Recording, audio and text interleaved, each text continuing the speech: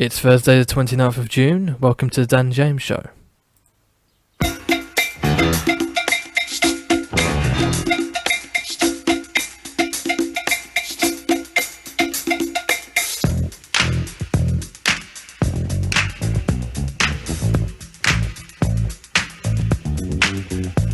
said a hip hop, the hip it, the hip it to the hip hop, you don't stop the rocker to the bang bang boogie. Say up jump the boogie to the rhythm of the boogie to beat. Now what you hear is not a test, I'm rapping to the beat. And me, the groove, and my friends are gonna try to move your feet. You see, I am Wonder Mike and I like to say hello to the black, to the white, the red, and the brown, and the purple, and yellow. But first I gotta bang bang the boogie to the boogie. Say up jump the boogie to the bang bang boogie. Let's rock. You don't stop, rock the rhythm that'll make your body rock. Well, so far you've heard my voice, but I brought two friends along. And next on the mic is my man Hank. Come on, Hank, sing that song. Check it out, I'm the CASN, the OVA, and the rest is FLY. You see, I go by the code of the doctor of the mix, and these reasons I'll tell you why. You see, I'm 6'1" and I'm tons of fun, and I dress to a T. You see, I got more clothes than Muhammad Ali, and I dress so viciously. I got bodyguards, I got two big cars, I definitely ain't the whack. I got a Lincoln Continental and a sunroof Cadillac. So after school, I take a dip in the pool, which is really on the wall. I got a color TV so I can see the Knicks play basketball. Hear me talking about checkbook, credit cards, more money than a sucker could ever spend. But I wouldn't give a sucker or a bum from the rock, not a dime till I made it again. Everybody go, hotel, motel, what you gonna do today? Some gonna get a fly girl, gonna get some spank and drive off in a death OJ. Everybody go, hotel, motel, holiday in. Say if your girl starts acting up, then you take her friend. Welcome to the show. It's the hip hop special today. I've got Quante on with me. What's up? How are you? I'm all good, man. How you doing? I'm doing good. So today is the hip hop special. We're going to discuss in the show many things to do with hip hop. But first, I just want to remind everyone listening at home to share this on Twitter, to favourite this on Twitter, share on Facebook, like on Facebook, like it on YouTube, and share it all around. It really helps the show. Thank you for watching. So, hip hop is a that was the Sugar Hill Gang Rapper's Delight introducing the show, by the way. So, the question of the greatest rappers of all time. It's quite a controversial subject, really, isn't it? Yeah, definitely. So, I think we should probably start where it all began. With that song that we were just listening to just then, that introduced the show, Rapper's Delight. The first hip-hop song ever. So, to you, where does the Sugar Hill Gang rank in the greatest rappers of all time? You know, obviously, I think it's a really debatable thing because in terms of their style, I think that is what makes it hard for people to put them in a particular category because of a lot of things that went around the song. Because there was a lot of controversy about some of the lyrics of the song being ripped off and things like that. And on top of that, the style of it was a kind of more party disco in a way. So some people, like, they tried to say that it's not really a hip hop tune because of how hip hop has evolved, but it's, you know, the foundation's got to be built from somewhere. So it's a difficult thing. So, and I don't think they had enough follow-up tunes in terms of their career. Like, they were like one-hit wonders, really. So they can't be ranked as one of the greatest, but they can't be forgotten about because of what they did. It's like that. Yeah, I mean, to me, that's the first. That is the first rap song for me. Yeah. But I'm pretty sure Rapper's Delight was partially taken from a 1930s kind of jazz song where it had kind of a form of rapping that wasn't quite rapping yet. Yeah. I've heard that, and that's odd to listen to because this is from like the 30s. Yeah. And they didn't think they were rapping. They didn't even know what rapping was. But they were in a way. So the 70s didn't have many rappers, so you can't really say what is the best rapper of the 70s because rap wasn't or hip hop wasn't a fully developed genre back then. I think back the thing is back then is like they had rappers, but they weren't musically. They weren't something to deals stuff like that. They were just people who were across like, around the streets, like freestyling, even battles, or just like emceeing, like rocking the mic kind of thing. Hip hop officially, as how it is as a genre, hip hop as a style, not actually the music genre, but as a style in terms of what it was. Technically started in 1973 through like DJ Kool Herc and all the parties he had and how it evolved, what he was using, and obviously all the people who came after him and how everybody kind of added their own crafts to create the style.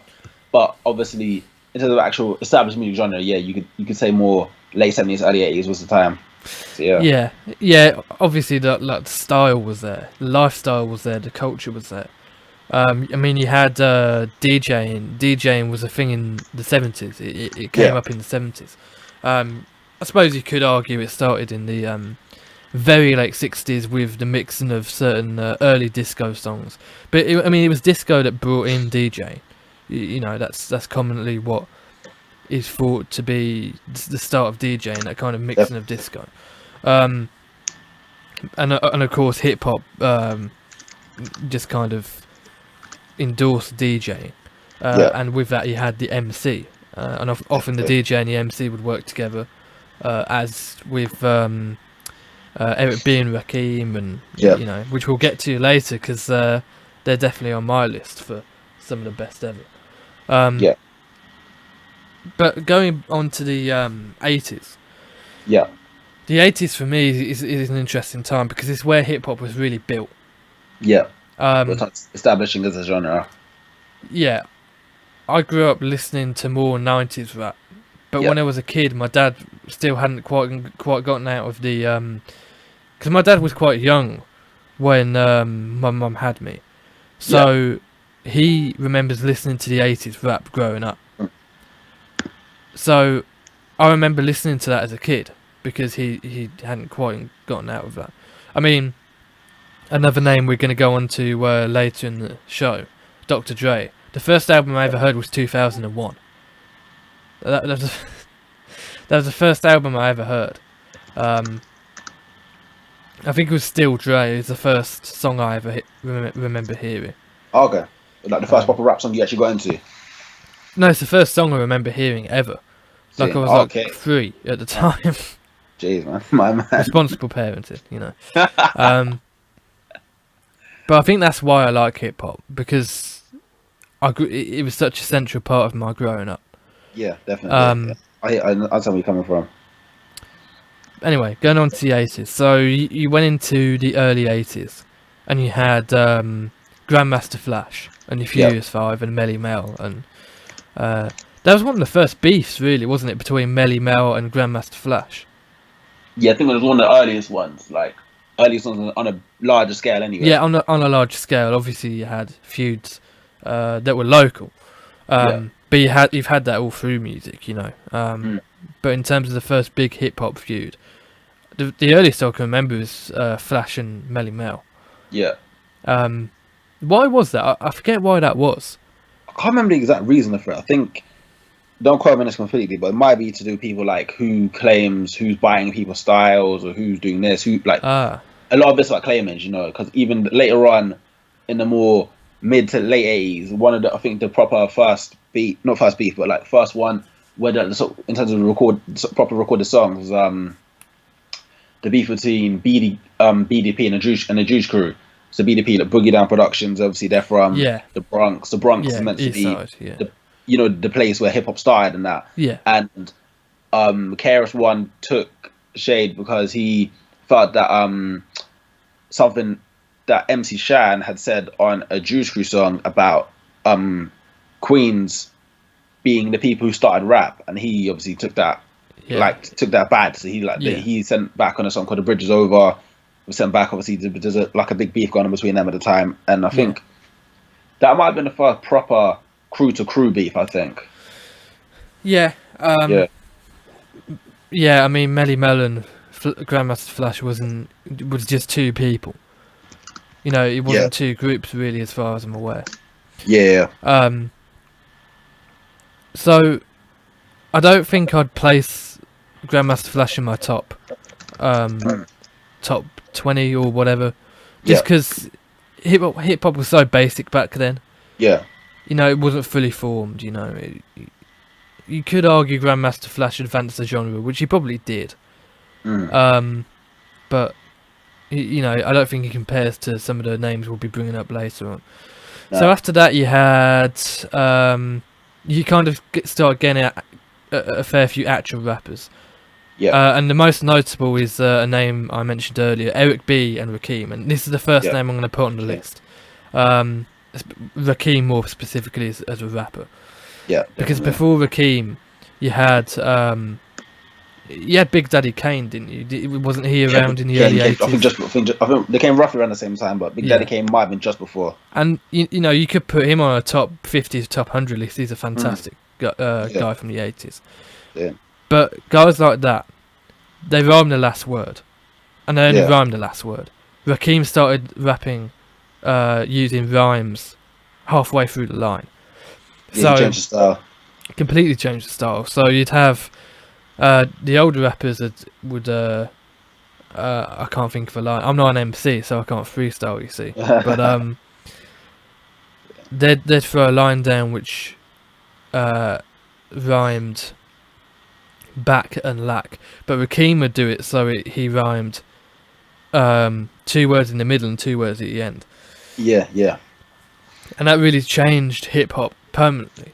I think that's the biggest change that we've ever seen in hip hop. Like that's how it's become the genre it is today. And that's why for me Rakim is on the top 20 list for me, because when you say the best rappers, when you kind of say the best rappers ever, and there's a difference between saying the best rappers ever and the best rappers of all time, because when you say best rappers ever, you're only comparing the rapper within his own time period. When you say all time, you're comparing them to all time, you know. So that's why Rakim goes in my best rappers ever. But he might be near the top, because compared to the other people at the time, he just blew everyone away. That's true. So, would you agree with Rakim being there, or? I think he definitely should be, like, I don't know. I think in terms of what he done, I think he's definitely one of the overall greatest. There's no questioning that. But I think another thing that kind of puts him up there is because he came at the right time. You know what I mean? I think time is an important thing for a lot of artists. Like, some artists come out at the wrong time where their style and what they do doesn't get as much recognition as other people, or that even certain albums won't get as much recognition and response from the hip hop community, or even just music, or even just people into music in general, simply because it didn't come at the right time, or didn't have like the production or the promotion to put it on a level. Really, it varies. So that is a good point. I think that needs to be taken into account when you think of artists and when when they came. Run DMC, that's another. Definitely. I think they definitely brought a lot of the mainstream side of things in, so they're definitely like hip hop Hall of Fame. They're gonna always be in there, like, oh, definitely, no Def Jam, everything like that. You know what I mean? LL Cool J coming through with them, but I think Run DMC. Yeah. I think they changed the dress sense of the style as well. Oh yeah. Because before that, they would rappers were dressing like disco people kind of thing. People, they got a lot of hate from it as well, actually. Like some other older artists were saying like blah blah blah. We would dress like in the Adidas tracksuits or whatever. Then we put a other uniform on or whatever. Then we could rap and then change back afterward. But they just kept it street from start to finish. You know what I mean? They wasn't trying to change like any kind of image. Yeah, I think I'd have to put them kind of up there, just because of how much they changed the genre. As you said, they made rap mainstream. I mean, Rakim did a lot for the genre, but he didn't really bring the genre into the mainstream like Run DMC did. I think he did more. I think he did more for the underground scene, but obviously Yeah. later on, you know, people like that they end up becoming bigger and then get more recognition. But later on in their careers, Yeah.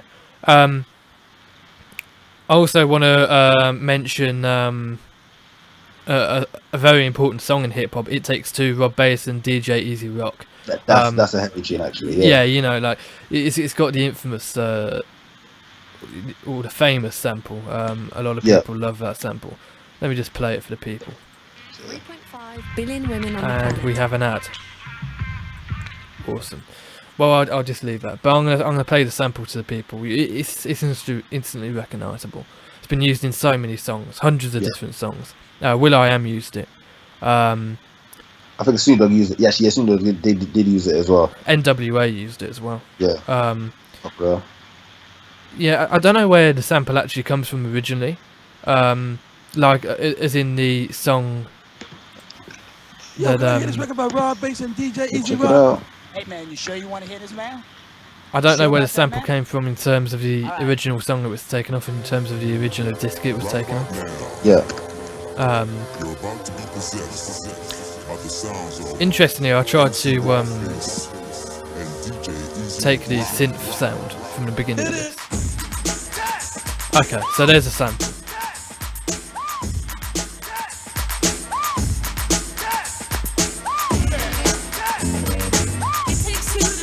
There it is.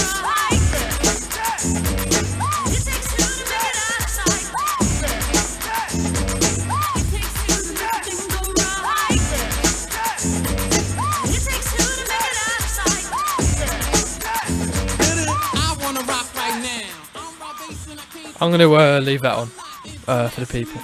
Yeah, So, sure. Oh, So- actually, one other thing. Yeah, it samples Space Dust by Galactic Force Band. what was that? It samples Space Dust by Galactic Force Band. Oh yeah, it does, doesn't it? Yeah. Yeah. Yeah, that's the very beginning, isn't it? Yeah. Mm.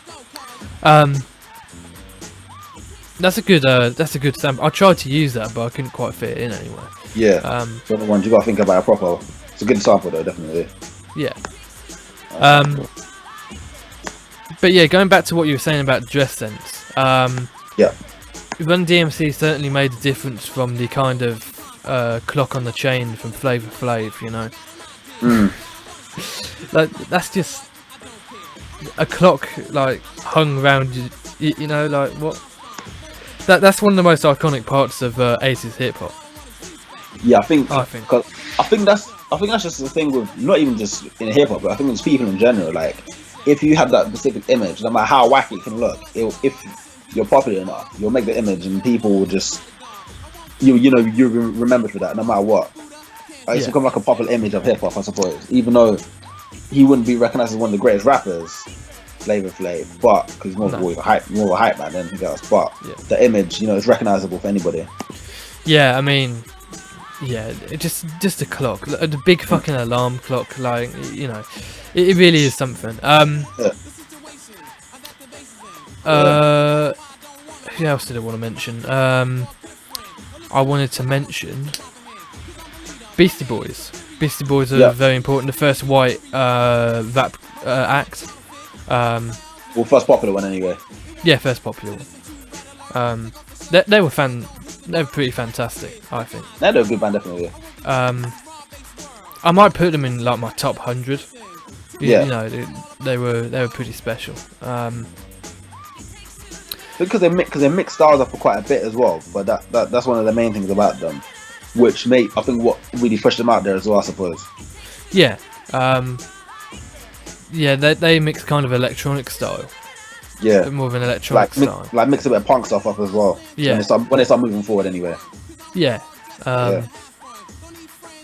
Yeah, they're great. I've got a fair bit of Beastie Boys on my Spotify. Yeah. They're pretty good. Yeah, going on from there, Queen Latifah. I don't really know much about Queen Latifah. I haven't really listened to much of her. Do you know anything about Queen Latifah? Do you know much about Queen Latifah? I know a bit about her background, things like that. Like what she stood for in terms of like she brought a lot of unity. Obviously, she had a song with unity as well, but she kind of tried to push that, like saying that females deserve to have a bit more recognition in like the hip hop industry, which is true. You know what I mean? She's Jenny. She is a really good rapper. Like she's heavy. Yeah. But a lot because obviously it's a majority male dominated genre of music and always has been, always will be. But she, you know, tries to break barriers and things like that. Yeah. Probably one of the more important female rappers. She won a Grammy for this tune as well. What tune was that? Sorry. Unity. Oh really? Yeah. I didn't know that. 94, I believe. But 93, 94 came out. That's interesting. Yeah. But the three biggest acts from the 80s, I think,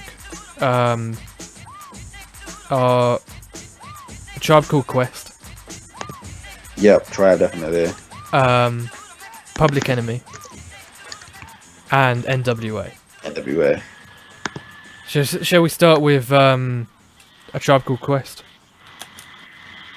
Yeah, sure. I think with them, their popularity, I don't know. I think they'd be more known in terms of the 90s rappers. Like, obviously, they were still around in the 80s, but I think their height, like when they really pushed forward, was more 80s than anything. I'm sorry, more early 90s than anything else, I reckon.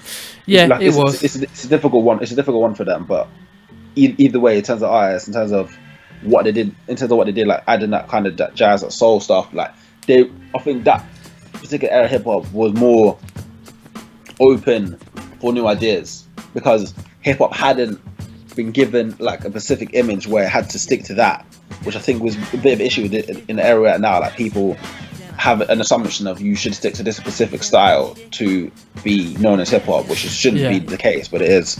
That's where a group that we're going to mention towards the end of the podcast, Run Jewels. That's where they're good. That's where I like them.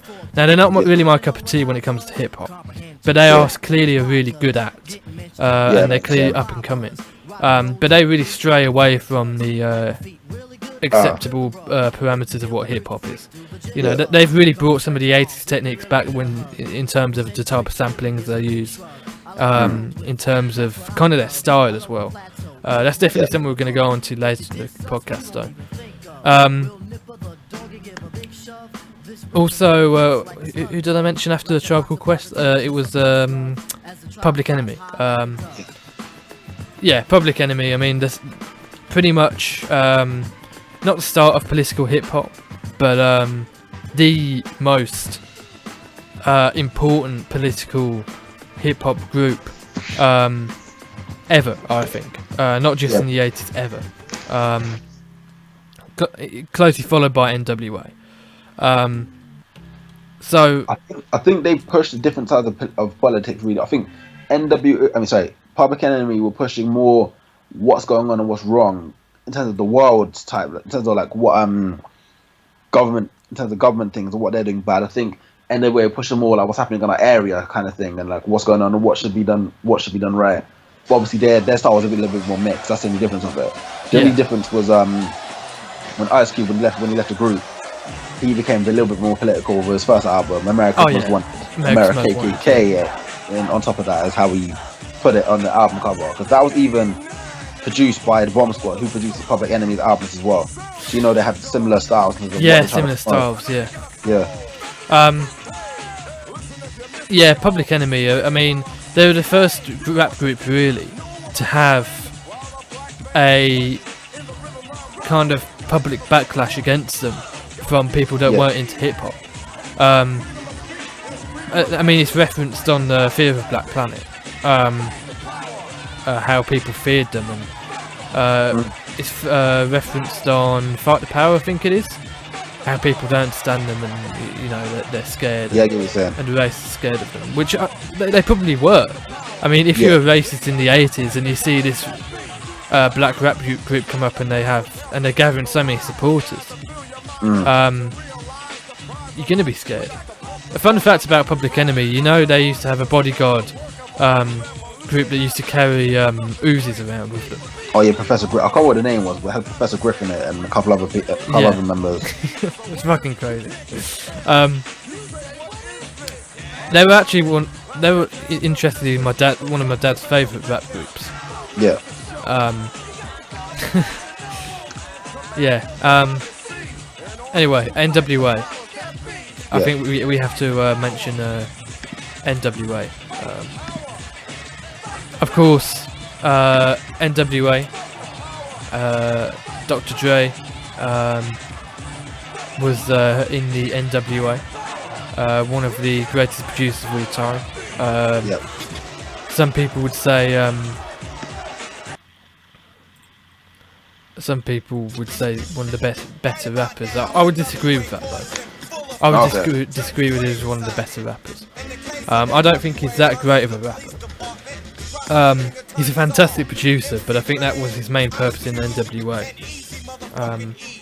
I think Ice Cube is the main rapper of NWA, along with Eazy-E. I think the thing with the group was, I think Ice Cube was the main writer, but Easy was the one behind with the money. He was the main performer because he even had his own solo album when they released Straight Outta Compton as well. So he was more the face of the group, I think, at the time. Even though Ice Cube was behind actual music and things like that, but Easy was the face. Yeah, he was definitely a performer. You can see that in his solo career, kind of during and after the NWA years. You can definitely see that. I mean, the way he presents himself, he is a showman as well as a rapper. You know, you can see the influence he takes from the 80s in that way.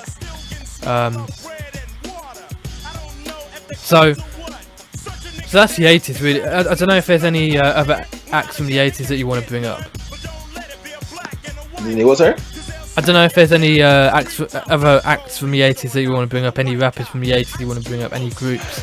I think anyone big, another big. I think Ella Cord is the one we should probably bring up because he was one of the ones where when he came from the scene, obviously he's making his love tunes, this and that. Another one, his style as well, similar to Run DMC, he came a little bit later, but he got a lot of hate for his style of music and making his love tunes and that. People are saying, it's not raw enough, it's not hard enough. But he disappeared for a little while. When he came back, you know, because he's one of the rappers, he's had beef quite a few times, and he survived about 3 different eras of rap. You know, he's been in the 80s, he's made tunes in the 90s, he's made tunes in the early 2000s. Not so much in this decade, but still, like, that's free. Not a lot of rappers can say they've lost 2 decades, let alone 3, and still made tunes that people actually still listen to. You know what I mean? Yeah. It's a rarity. Like hip hop is a genre of music. Like a lot of people popular tunes or popular albums do not last. Yeah.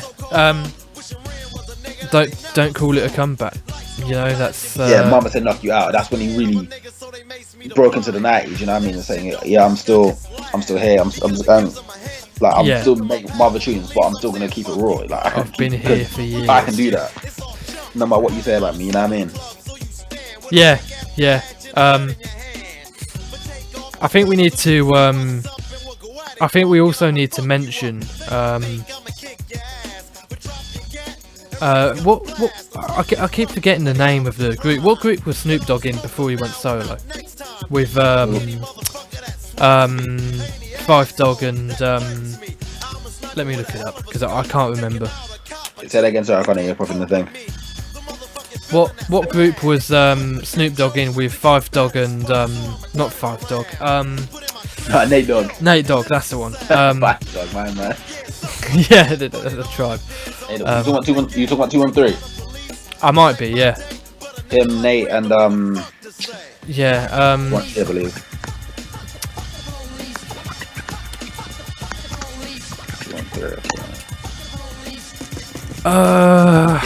Yeah, it's 213. Warren G. Yeah, Warren G, Nate Dogg, and Snoop. Yeah. So he was in 213 before he went solo, right?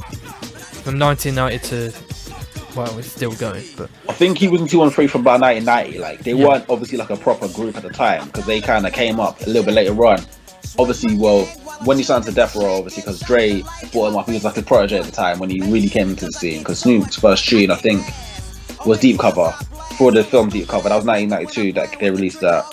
And because Warren G is Dre's stepbrother, I believe, and yeah, he brought him through. And I think Nate Dogg is. I think don't quote me. I think he's related to Snoop in some kind of way. Yeah, I think they're cousins, aren't they?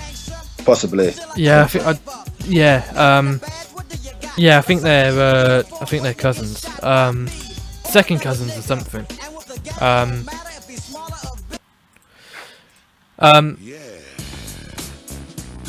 Yeah, are they cousins? I think they're cousins.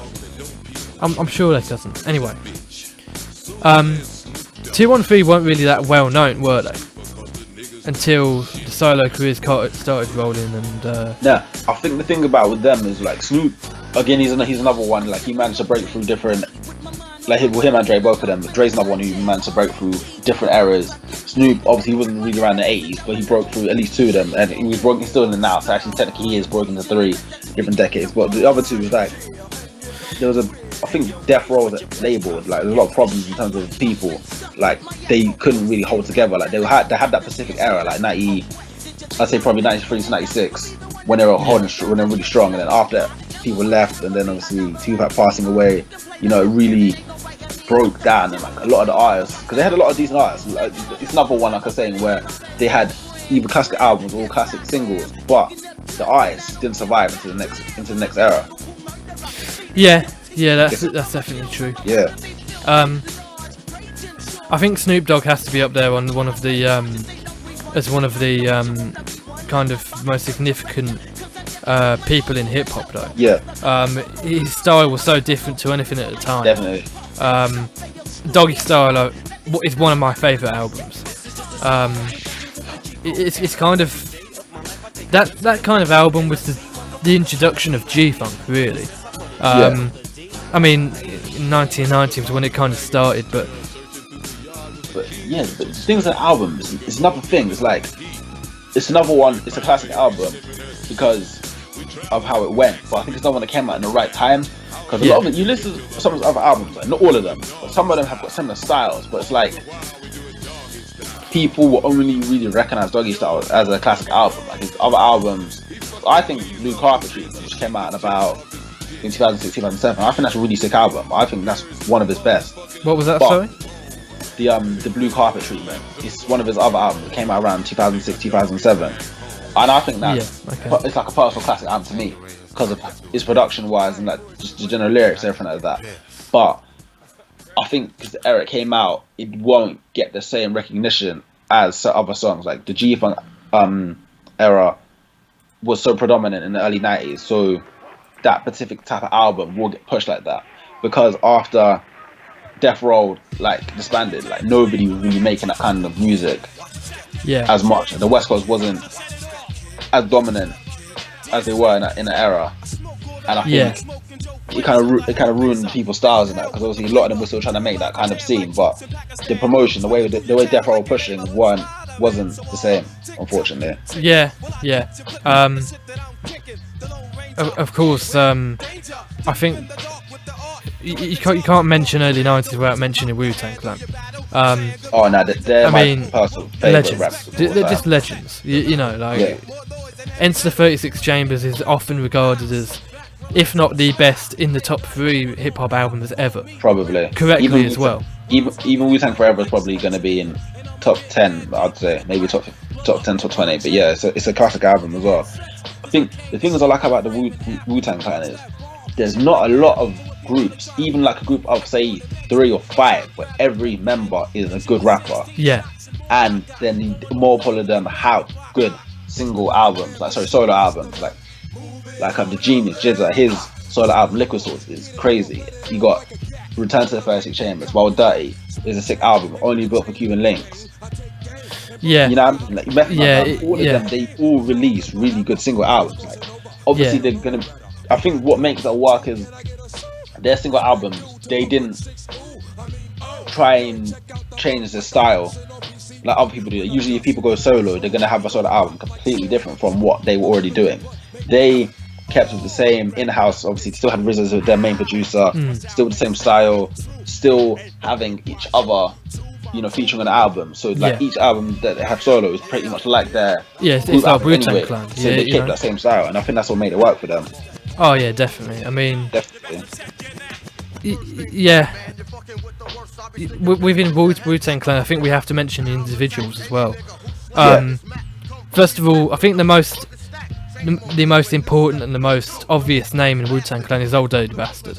Russell Jones, his name is. Obviously died in 2004. But Old Dirty Bastard was unique. We hadn't heard anything like that before. Nah, really. Obviously, hence the name, the bastard name. He's no father to my star. He said it. He said it. No father to star. You know what I mean? It's craziness, but it's true that nobody wraps it up. So people have tried, but I think again, it's another one. He came at the right time. Like, when you're the first person to do something, you make it yours. You know, people can try it, but it's never the same when somebody tries it out. Someone else tries it. Never is. Yeah, I mean, with Old Dirty Bastard as well, it's just everything's perfect. You know, like imagine, even when Eazy-E tried to do the dirty stuff, it didn't really work because he didn't sound dirty. His voice wasn't right for it. Like, Old Dirty Bastard sounds like an old dirty bastard. Like, it works. Everything works, and that's why he works as a rapper. I think next you have to mention either Raekwon or Method Man. I want to go with Raekwon. Okay, let's go with Raekwon then. Raekwon. Obviously, I think Raekwon personally to me is probably. I think he's lyric. I don't know. Like, between him and the Jizza, one of the two. The Jizza. The Jizza is more complex with his rhyme. You know, more complex with his lyrics. I think Raekwon has better rhymes in terms of his scheme. Like, between the two of them, I think they're probably two of the best. But then even Inspector Deck, he comes through like, especially when he features other people's songs. Like, there's one tune by Gangstar called "Above the Clouds," which he featured. And I thought, like, that when I first heard the tune, I thought that was crazy because he's one of the ones. His lyrical style is just mad. Like, I think that's the thing with him. It's hard, you know. I think my opinion on who's the best can sometimes change depending on who I'm listening to. That's another good thing about them. It's not like some groups where everybody has the same opinion of who's the best. Like, everyone has a different opinion with the Wu-Tang Clan. Yeah. Of course, like, tastes tastes are gonna change people's opinions of who's the best.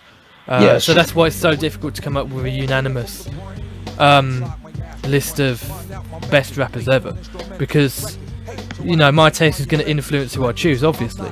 So it's very difficult to come up with an objective list.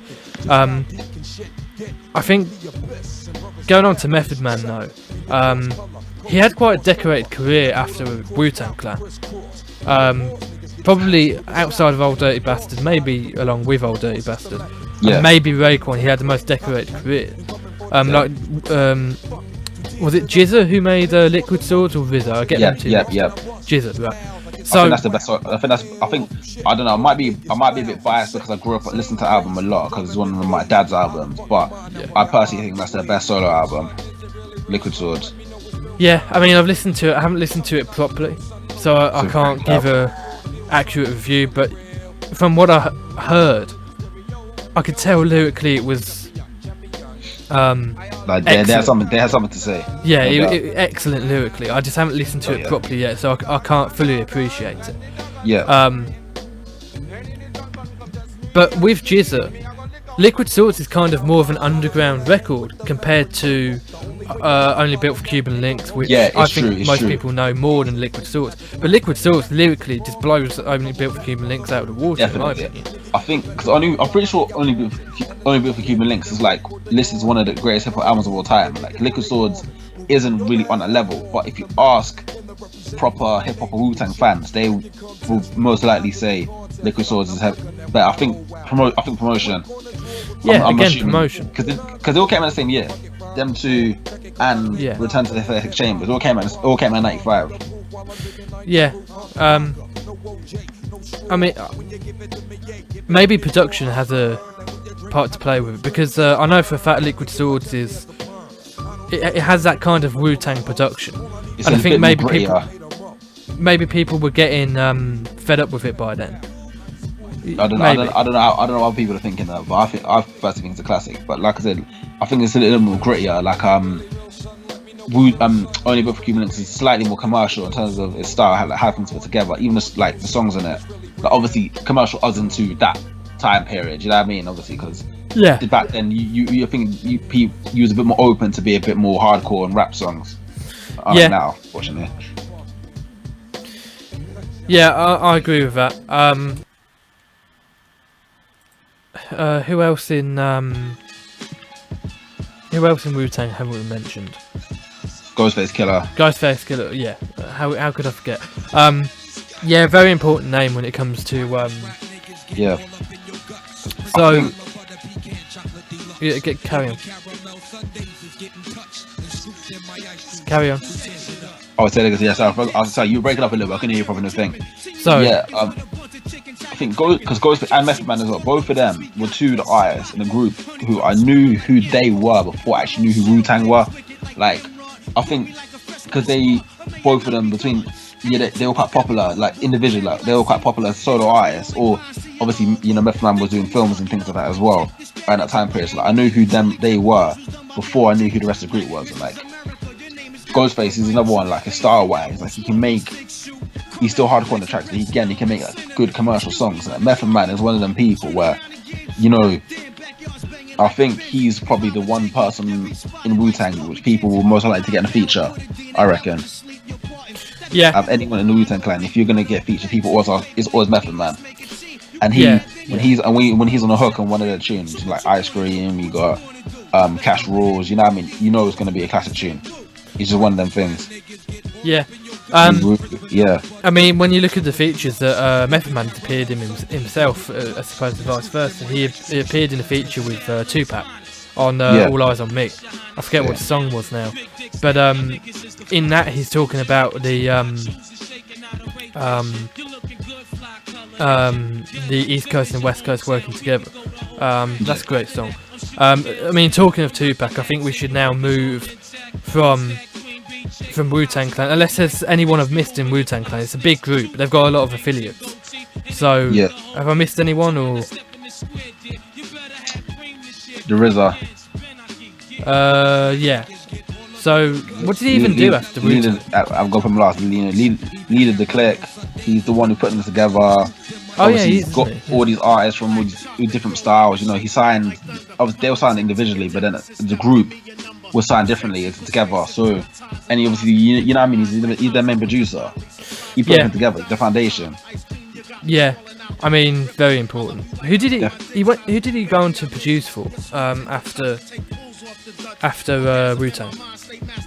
I can't remember what the name of the group is because I think he was involved in quite a few groups, obviously under different monikers. That's the thing. So you don't really always hear him under the name RZA. Yeah. He did pieces of other people. He's even on films. He did the music for Kill Bill. Did he? Yeah. I never knew that. Yeah.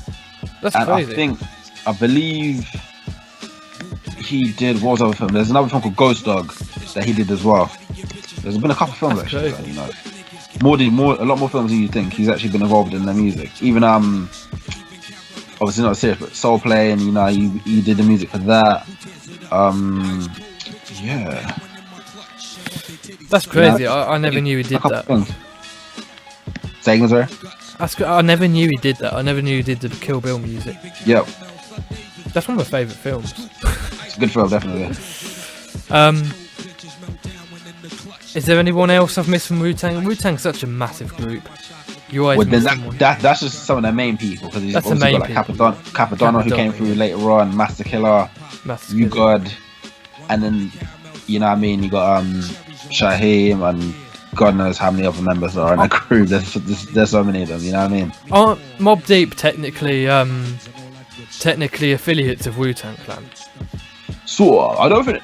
Not necessarily affiliates of Wu-Tang completely, but I think more Raekwon, because Raekwon did quite a lot of did quite a few collaborations with them around that time. But I think because they suit his kind of style. Yeah. I just thought I read somewhere that Mobb Deep were a affiliate of Wu-Tang Clan, which is crazy if that's true. Depends how you see it really, because an affiliate could be anybody who collaborates with you quite often.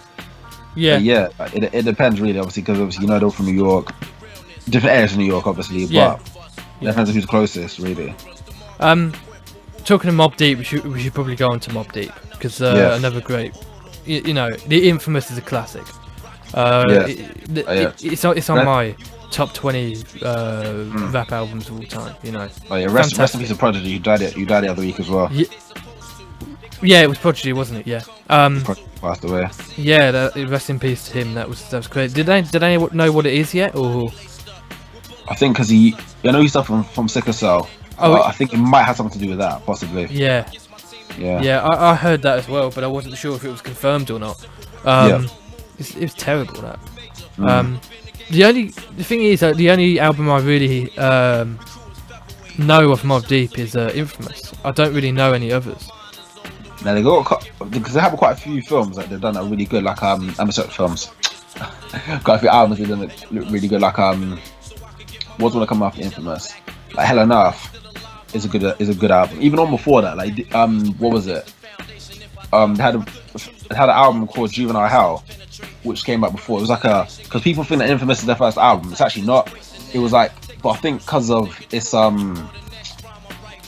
its success, it's like they don't really look at it as their first album because it wasn't really out there. But it's still a decent album, Juvenile Hell. I think that came in 1993, I believe. And then there's a couple things they've actually done that's been decent. I think the problem is when you have such a big when you have such a big debut album.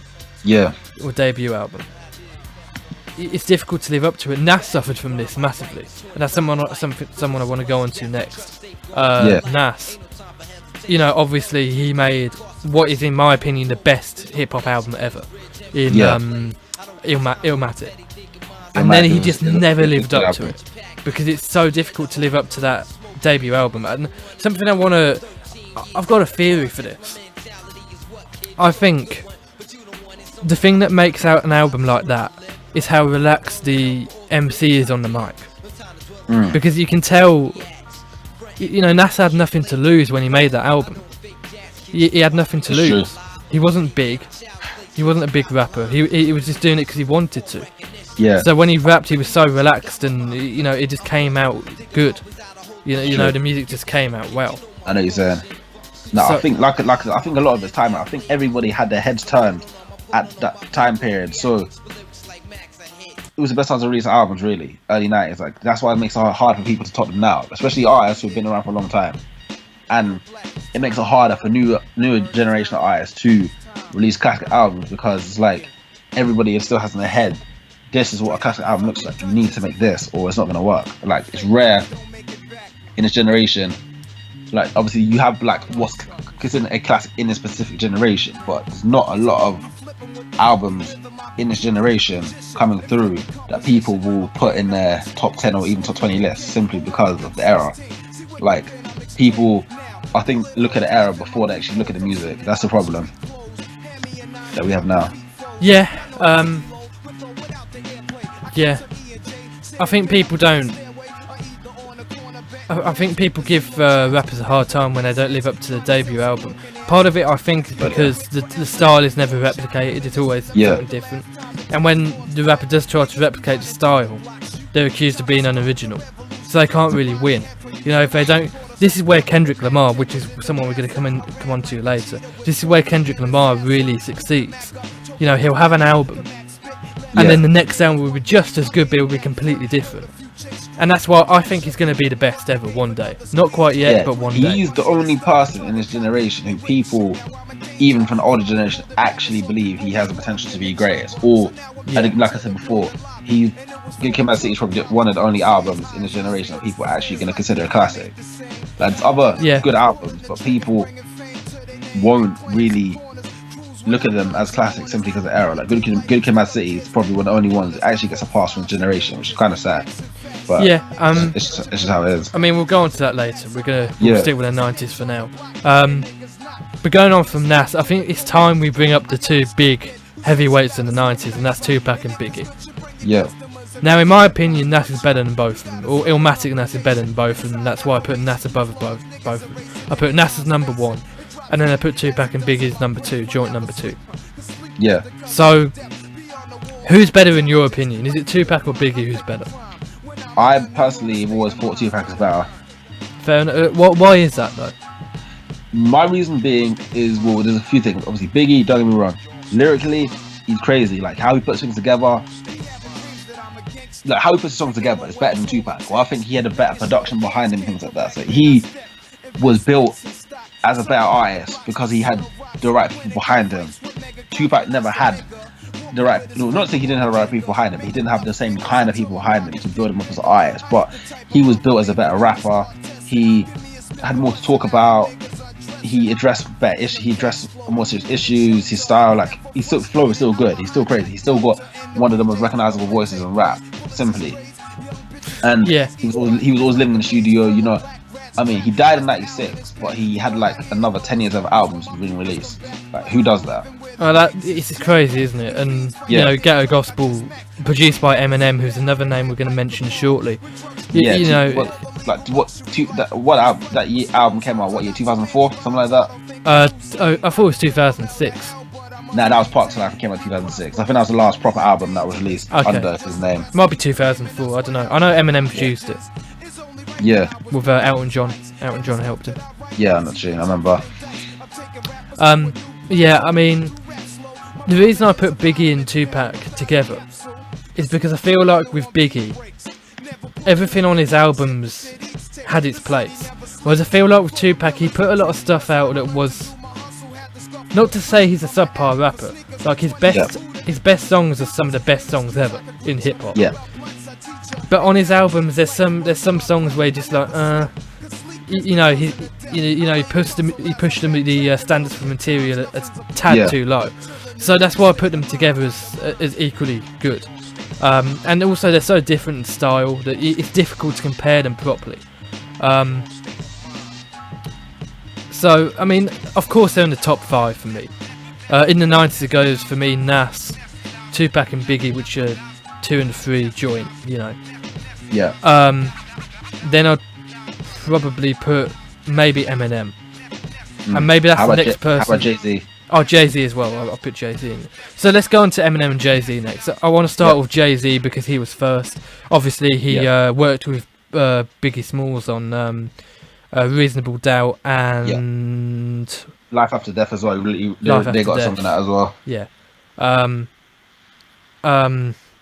Oh, what's the song that I've forgotten it. I've forgotten the name of it. It's a sick song though. What? We're both of them on it. Yeah, with both of them on it. What, I Love the Dough. So I Love the Dough. it might be that. Is that the one? That's the one that's on Life After Death. We're talking about the one that's on Reasonable Doubt. Yeah, it's the one on Reasonable Doubt actually. Oh, Brooklyn's Finest. Yeah, that's the one. So I mean, yeah. Jay-Z, probably one of the best rappers ever. He gets a lot of hate from the previous generations, and I don't know why. Yeah, I think it's like. I think it's because of the direction he's gone. This is like another debate, obviously. You know, between, remember when Jay-Z had the beef with Nas? Yeah. Obviously, around those times they were roughly on the same level in terms of success. Obviously, Jay-Z is surpassed Nas by far. Like, he's just genuinely more successful. Like, I prefer Nas as a rapper, but you have to give credit where it's due. Yeah, I mean, he's just a more successful person. He's the most successful hip hop person ever, maybe apart from Drake. You know, you still got P Diddy as well, and Master P. There's a lot of people. Yeah, you got he's just the most popular one that's still actually rapping, I'd say. Yeah. What's the point? Like, he's the one you still more see, I say. But the thing is, with Jay-Z's, like, around the time, like when he released, like, say, like the Blueprint, the Black album, if he actually retired then, you know, he's still one of the greatest anyway. But people wouldn't give him the shade that they give him now. If he actually retired around the time he said he was retired before. I think he's more the type of person, he still does his thing, but he's more he adapts more to the genre. Adapts more to the era more than other older artists actually do. And like, same with Snoop Dogg, but that's why he survived so many generations. But I think that's again why him and Snoop will get a bit of hate from older generations in terms of their direction, because they've adapted to other art, they've adapted to new artists coming through, you know what I mean? Yeah, I definitely agree with that.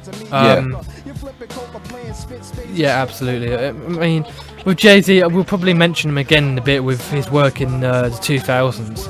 I think he depends on how you see it, really. I think you could argue that 2000 is better. You could argue 90s is better for him. It depends, because he was like late 90s, early 2000s, but he was a heavyweight throughout the whole period. You know yeah, what I mean, he's one of the best. From 96 to 2003, that's crazy. I mean, what? And Reason Without 96, and then you still got other albums like In My Lifetime, Hard Knock Life. Oh yeah. You know what I mean? Blueprint album, Blueprint 2. Yeah. You know, he did a lot of damage. He did a lot of work at that time. Yeah, I mean, he's advanced. The Black album, like he was I don't know. That might still be his best album, in my opinion. I think it is. Yeah, maybe. I mean, that's the one with Timbaland on it, isn't it? He's got quite a few people Timbaland who produced helped. that album. Like it might sound a little bit generic because of, but sometimes people call it the best. Sometimes it's the truth when it's the best. Sometimes it is. Yeah, You can't really deny that. But like his production, I think every bit of it put together, like yeah, he just wasn't messing around with it. I think maybe at the time when he released it, he was actually planning on retiring. Cause some people say that he lied about retirement to push sales, blah blah blah, which maybe he did, but I think he actually was considering at the time in terms of the effort put it out. Because if you're gonna go out, you're gonna go out with a bang. And he went out. If that was his last album, then that would have definitely been a bang, no question. Yeah, I mean, I think part of the motivation for retiring around then was it must have been a tremendous amount of work to put albums out back then, and that was kind of, you know, in the mid 2000s. You know, it was a pretty low period of time. 2005, 2006. Yeah, it was a pretty low yeah. period of time for hip hop. You know, like it wasn't all that great. So I can see why Jay-Z would have thought about retiring around there, because it was, you know, it wasn't the best, was it really? Yeah. No, I think the early 2000s, like 2005, 2006, them times, more obviously these times there's more money in hip hop, so more people are being pushed through, whether they're good or not. But it's obviously that's what I think when I think that's around the time when it started to kind of not necessarily go downhill, but I think the thing is there's a balance between good and bad artists, but because people will look at the bad before they look at the good, that's a problem.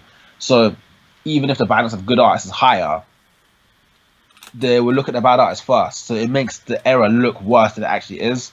And I think because of the amount of money in rap around that time when it really started to become big, the amount of artists being pushed through, even if like they were making success from obviously these wacky dances or pie tunes, obviously I'm not saying it's all bad, you know, you have to be diverse. But again, the late 90s, early 2000s had that more set standard of this is how we want hip hop to look kind of thing. And if people were doing things slightly different from that, which is what was happening, that's when the hate really starts to kick in around this era, I think. Yeah. It's a difficult thing. Talking about about hip hop changing, I think it's now important that we go on and mention Eminem. Yeah. Because Eminem, I think, is one of the most influential rappers ever. Oh yeah, definitely. You know, he's a heavy rapper. There's no question in that. Obviously, you know, he gets hate from this and that because of this and that. Like, it's all stupidity. Like really, like I think one thing that people can't get. No, I think it's a bit of a mix because I think some people can't get into his music because of the content. Like obviously his early times, you're talking about, you know, like killing his mom and his wife, and like it was a bit, people thought he was sick, he was twisted. And it, you know what I mean, it is, you can't deny that, but it's creativity. And that's one of the things, he's one of the best rappers at having. He has creativity. Yeah, I mean, no one had talked about, you know, killing their girlfriend in really horrific style before.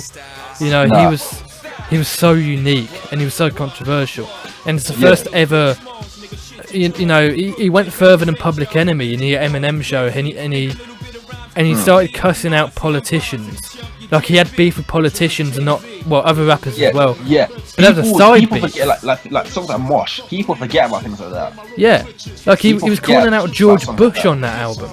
Like what rapper has legitimately called out a president before? Like it's crazy. You know, the guy was incredible. You know, the guy was so, he's one of the most brilliant rappers ever, and that his number. I might even put him just for that fact, just for him calling out a president seriously, and not in the way that other rappers do, knowing that they'll never get a response. You know, Eminem knew he was going to get a response from Congress. Like, the government was battling him. Like, people nowadays don't realise how incredibly crazy that was. You know, the government was fighting against Eminem. You know, like that's huge. That's so big. You know, so for that reason, maybe I'd consider putting him in the top 2, just because that's so big. You know. You know, I think a lot of it's a matter of like opinion in terms of who inspires you, like whose lyrics hit you the most, in terms of who ends up being your in terms of who's being your top, I suppose. It depends how you see it, really. Yeah, I suppose it does depend how you see it. I think maybe the people that focus purely on lyrics, and there are those people, and I respect those people. It's completely fair enough. Without lyrics, you wouldn't have hip hop. Wait, so say that again. You can't go a little bit. Sorry. I'm just moving the mic away a little bit. Okay. Like, there's people that focus purely on lyrics when it comes to hip hop. Yeah. And like, I respect that, because without lyrics, it isn't hip hop. Yeah. But like without flow, you can kind of have hip hop still, and you did in the 70s, because they didn't have much flow back then. And without style, you can kind of have hip hop. Without lyrics, there's nothing. So I respect that.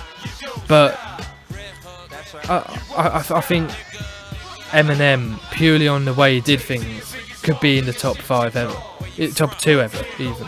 And another thing I just want to point out, you hear some people say, "Oh, Eminem's not even that good." Right? Like, I've heard people legitimately say this. Yeah. Now, a lot of people do say he's not that good now. I still put him on top 10, definitely. Yeah, I think the reason that people say it's not good is because hip hop is a black genre. And Majority, yeah, it's predominantly black. It definitely is, but he even said himself, it's a predominantly black genre, and obviously in terms of things that it's come from, like what's built it up. But that doesn't mean, but for what hip hop stands for, that doesn't mean it's meant to stay that way. It doesn't have to. It doesn't mean it's only for black people. That's a false claim. Yeah. I honestly think some people say Eminem isn't that good because he's white. And they don't like the fact that there's a white rapper in there. You know, it's like Elvis. You know, rock and roll was a black genre, then Elvis came in, and black people hate. Well, not all black people. I don't want to. I think the thing with Elvis is a little bit different in terms of how other people were being not getting a recognition, especially the whole thing about him robbing songs and that. Like how much of that's true, not too sure, but that's a lot of the things that I think they made. You know, the Elvis situation was a little bit different, obviously. It's not like Eminem is stealing the shine from black artists. Eminem deserves the shine. That's the difference of it. Yeah. Those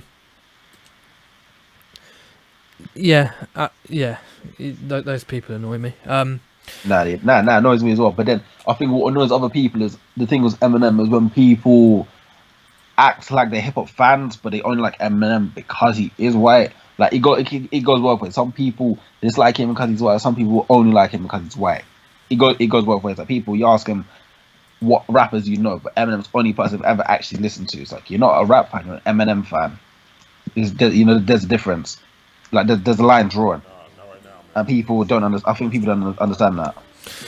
Yeah, I think we should probably mention D12 as well, because the whole clique. Yeah. I mean, the Dirty Dozen. Yeah. Yeah, I mean, they weren't really that unique, were they? But not really unique. I think they came another one. They came through the right time. They haven't got the biggest catalog because a lot, like, not enough of that other artists got much recognition. Like, obviously, Bizarre, Knife, etc. Yeah, they were good on the songs and that, but they didn't really have great solo catalogs, unfortunately, it's a shame, really, because they were decent artists. But I think another thing, actually, that's something that people don't usually take notice of in hip hop a lot, which actually you wouldn't think is a big thing, but it is. is the area you're from. Like city-wise, sometimes state-wise, usually city-wise. There are certain time periods when people will look at Pacific City because of the amount of artists that are pushing through. Detroit has never had a large amount of decent artists coming through. Yeah, that's true. Yeah. Like they've always had decent artists, but not a big enough amount. No. That's the thing. Obviously, New York, LA, the main ones. Then you've got obviously Atlanta have had their spells. Sometimes Houston, in Texas. Sometimes even Philadelphia even have a big music scene. Like, theirs is actually really underrated. You wouldn't think it, but they've actually got a big one. Freeway. Say again? Freeway. Yeah, Freeway. Yeah, he's a prime artist. Like well, not prime artist, but like in my opinion, I think again it's another one I'm probably biased of because his debut album was one that my dad had, so I grew up listening to it a lot. Yeah. And it put me on with a few Philadelphia artists, but I think personally their music scene is quite underrated, and even New Jersey. But I think sometimes people mix up the New Jersey artists a bit. But New Jersey is another one, like close to New York, but they got a similar scene, and they have a lot of decent artists as well. But then obviously the other end you got obviously Los Angeles, Compton, Oakland. Yeah. But then people confuse LA County with LA's actual city. That's a problem as well, because LA County includes the majority of the main areas. But yeah. Yeah. I was going to say something. I completely forgot what I was going to say. Yeah, we were talking about Eminem and D12 and that. We ended up Eminem.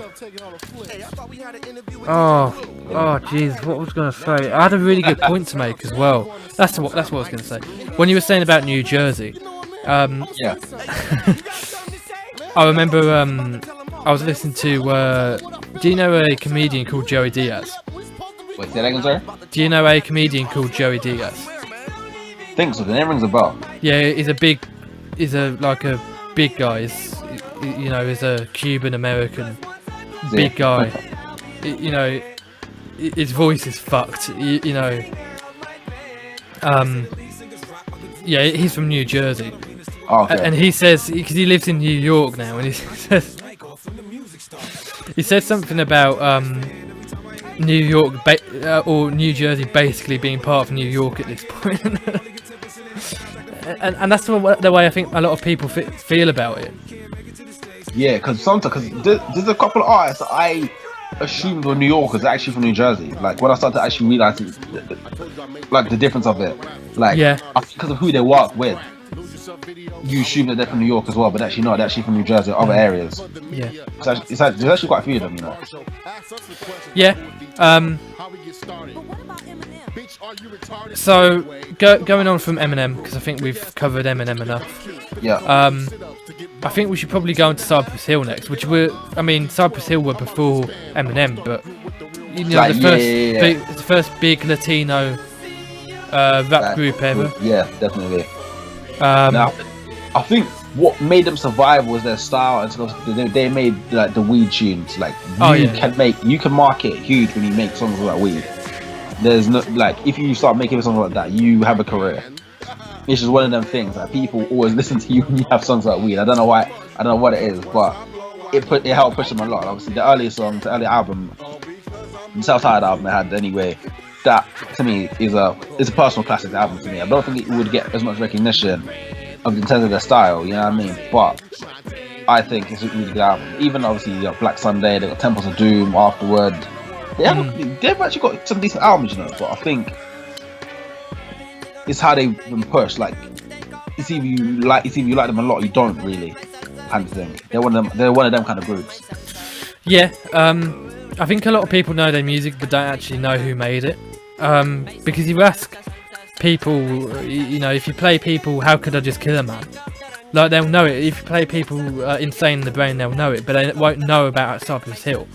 I mean, not rap fans. Like rap fans know who Cypress Hill is. The first ever Latino, the first ever popular Latino rap group. Yeah. Really. But like casual fans of music in general, if you play them Insane in the Brain, they'll know the song, but they won't know who Cypress Hill is. Yeah, yeah, I know what you're saying actually. Yeah, they're one of the groups. They have the insane in the brain. I think that's probably not the best tune, but it's definitely probably the most popular one, I'd say. Where it's one of the songs you hear it, and it's one of the songs you hear it, but you know instantly who it is. I think that's one of the ones because sometimes artists depends on how your hip hop knowledge goes. Depends on how far your hip hop knowledge goes. Sometimes rappers have songs who are bigger than them, like they know the song but you wouldn't know the artist and you'd run it for time, like because I wouldn't consider such as one hit wonders, but if you don't listen to rap, you'd think that because of that one particular tune is probably all you're gonna hear. I mean, should we go on to, I'm going to go on to a guy that I don't know much about next. This is a hole in my hip hop knowledge. Someone that you really like, I know. Yep. Big Pun. Which one's that? Big Pun. Big Pun. He's decent. I would say he's my favorite ones. He's decent. He's good. He's a good rapper. He's one of them ones. I think he came in the right era, but obviously he passed a lot before, too quick for his time. Because lyrically, he's one of the craziest. Definitely, he's got mad lyrics. He didn't manage to put out enough. The only sad thing is some people try and put him as one of the greatest. You can't put someone in the greatest just because they passed. I know, I'm sorry to say, but it's just one of the things. People try and say, yeah, he was one of the greatest rappers. He did this and that, but he wasn't. His catalog isn't big enough to be put there. Even Biggie, I don't think his catalog was big enough either. He just happened to have the rights. He just happened to have the right things out at the right time. I think that's the difference. That's what makes Biggie. And Biggie was involved in probably the biggest beef in hip hop history. On top of that, so that made his career a lot bigger than it actually was. But Big Pun, it's I don't know. He's a difficult one to discuss, really. He's a funny one. Yeah. I don't know anything about Big Pun. I haven't really listened to much of his stuff. As I said, he's a hole in my knowledge. So how does he play into the greatest rappers ever? Is he top 50, top 100? I'd say he could probably be top 50, definitely. Some people would, a lot of people you discuss, they would probably put him in the top 10. I mean, put him in the top 10 and things like that. He's definitely a good rapper. There's no questioning that. I'm gonna have to listen to this guy because I just haven't heard him any of his stuff. I don't know how he slipped through, but because he was mostly affiliated with Fat Joe and the Terror Squad around them times. He was mostly obviously one of them from Puerto Rican background and everything like that. He was pushed from them. But he would have been from the Bronx as well, definitely. But he's one of the ones. He's a good rapper, but I think again he was a clique he was part of were quite popular at the time because I think Remy Ma, he pushed her through just before he passed away as well. Oh, he pushed Remy Ma through. Yeah, when she first came out, she's been around for a long time. She's been around for a lot longer than you think. But he was her mentor before he passed, and really? He kind of put her on. That's how a star came through and everything like that. So I never knew that. Yeah. Only a couple more I really want to mention. Big L. I haven't heard of Big L either. I know who he is. Now Big L is another story. He would have another one. His life got too short. He didn't get to put enough. He would have done damage. His lyrics, his flow is insane. He's got one of the best lyrics in his punchlines. Probably some of the best in hip hop. I have to say. Okay. I reckon he could you couldn't put lyrically you could put him in the top 10, but in terms of actual artists and success wise, unfortunately not, because his career got cut too short, which is a shame. But he would have done that. His first what's the album called again? Lifestyle of the Poor and Dangerous. If you listen to that it's another one where as an artist he's not really classic, but the album is a classic album in my opinion. You know what I mean? How he put things together, which is crazy. How he puts his rhymes together. He's one of the ones. He's smart. He knows how to really capture your attention when he puts songs together. He's a crazy artist. He's great. Yeah. Because you know Mace. Oh yeah, I know Mace. And you know Cameron. Roughly, yeah. Yeah, they were in a group called Children of the Corn. This is like I think early 90s time when they started really rapping. But obviously they all took different directions when when it started getting bigger. Because I think obviously Cameron eventually he signed to Jay-Z's label, but that he didn't really get recognition properly until I think the early 2000s. And obviously Mace was doing tunes with P Diddy and things like that. But they all weren't the same clique at the time. Big L, he was more with digging the crates like Diamond D, Fat Joe, Buck Wild, Showbiz, AG, all the people like that. Like he came through with them kind of people. But I think that kept him underground, unfortunately. Which is not unfortunately because around the time some of them they're like the more real rappers that he wasn't like, go commercial like some of the other ones did, which is I think helps his career. But again, his life was quite short. He was doing tunes with Jay-Z, etc. When Jay-Z was still underground himself. But yeah. Only a couple more I want to mention from the 90s because we're getting on with the 90s here. Bone Focus and Harmony, someone that you introduced me to. Not really my cup of tea, but I can see how talented they are. They were very different, really, weren't they? Definitely. They brought combined that kind of not boy band, but like that kind of. Proper actual group. See, then I think they're another one. Like, there's things you say about them because again, talking about areas where you're from, they're from Cleveland. Not really a lot of artists. They are. Come from Cleveland, so that's another one. Like, you can't really like they'll talk about where they're from. No, obviously as most rappers do, but there's not a lot of people who came from that same place who could back up Cleveland as a a place for as a key place in hip hop, unfortunately. But the style, because again they're a group where they all got the same style, they all do the whole harmony thing in terms of like mixing the rapping, the fast rapping with the singing. So that helped putting them together. Like if they all had different styles of rapping, I don't think they would have worked. But because of how they put together, I think they're more credited for the style than the lyrics. I reckon the lyrics are good, but the style and I think the production as well, how would they put things together? I think that's what made them insane. I think that's why I personally like them. More the style than anything else. Yeah, they're definitely unique. I mean, you can't deny that. Definitely. Like, they're not the only rappers to rap fast, but as a group, I think it's their formation that makes their fast rapping good. Like how one we rapping fast, then the harmony flows to the next verse, and the next it's just how they. I think it's how they were put together. Yeah. Because they were Sounds Easy label when they came about. I believe 94 they got signed to Ruthless Records. Yeah, when they released the EP, what's it called? Creeping on the Come Up, before they released the debut album. Yeah. E99 and Turn, obviously just before Easy passed away and everything like that. Or I think just after. I think the album was finished made, but it got released just after Easy passed away. Yeah.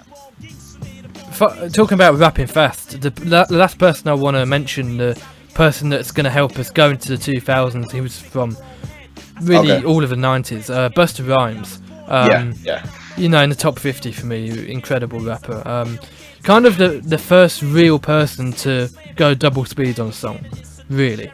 First person to what, sorry?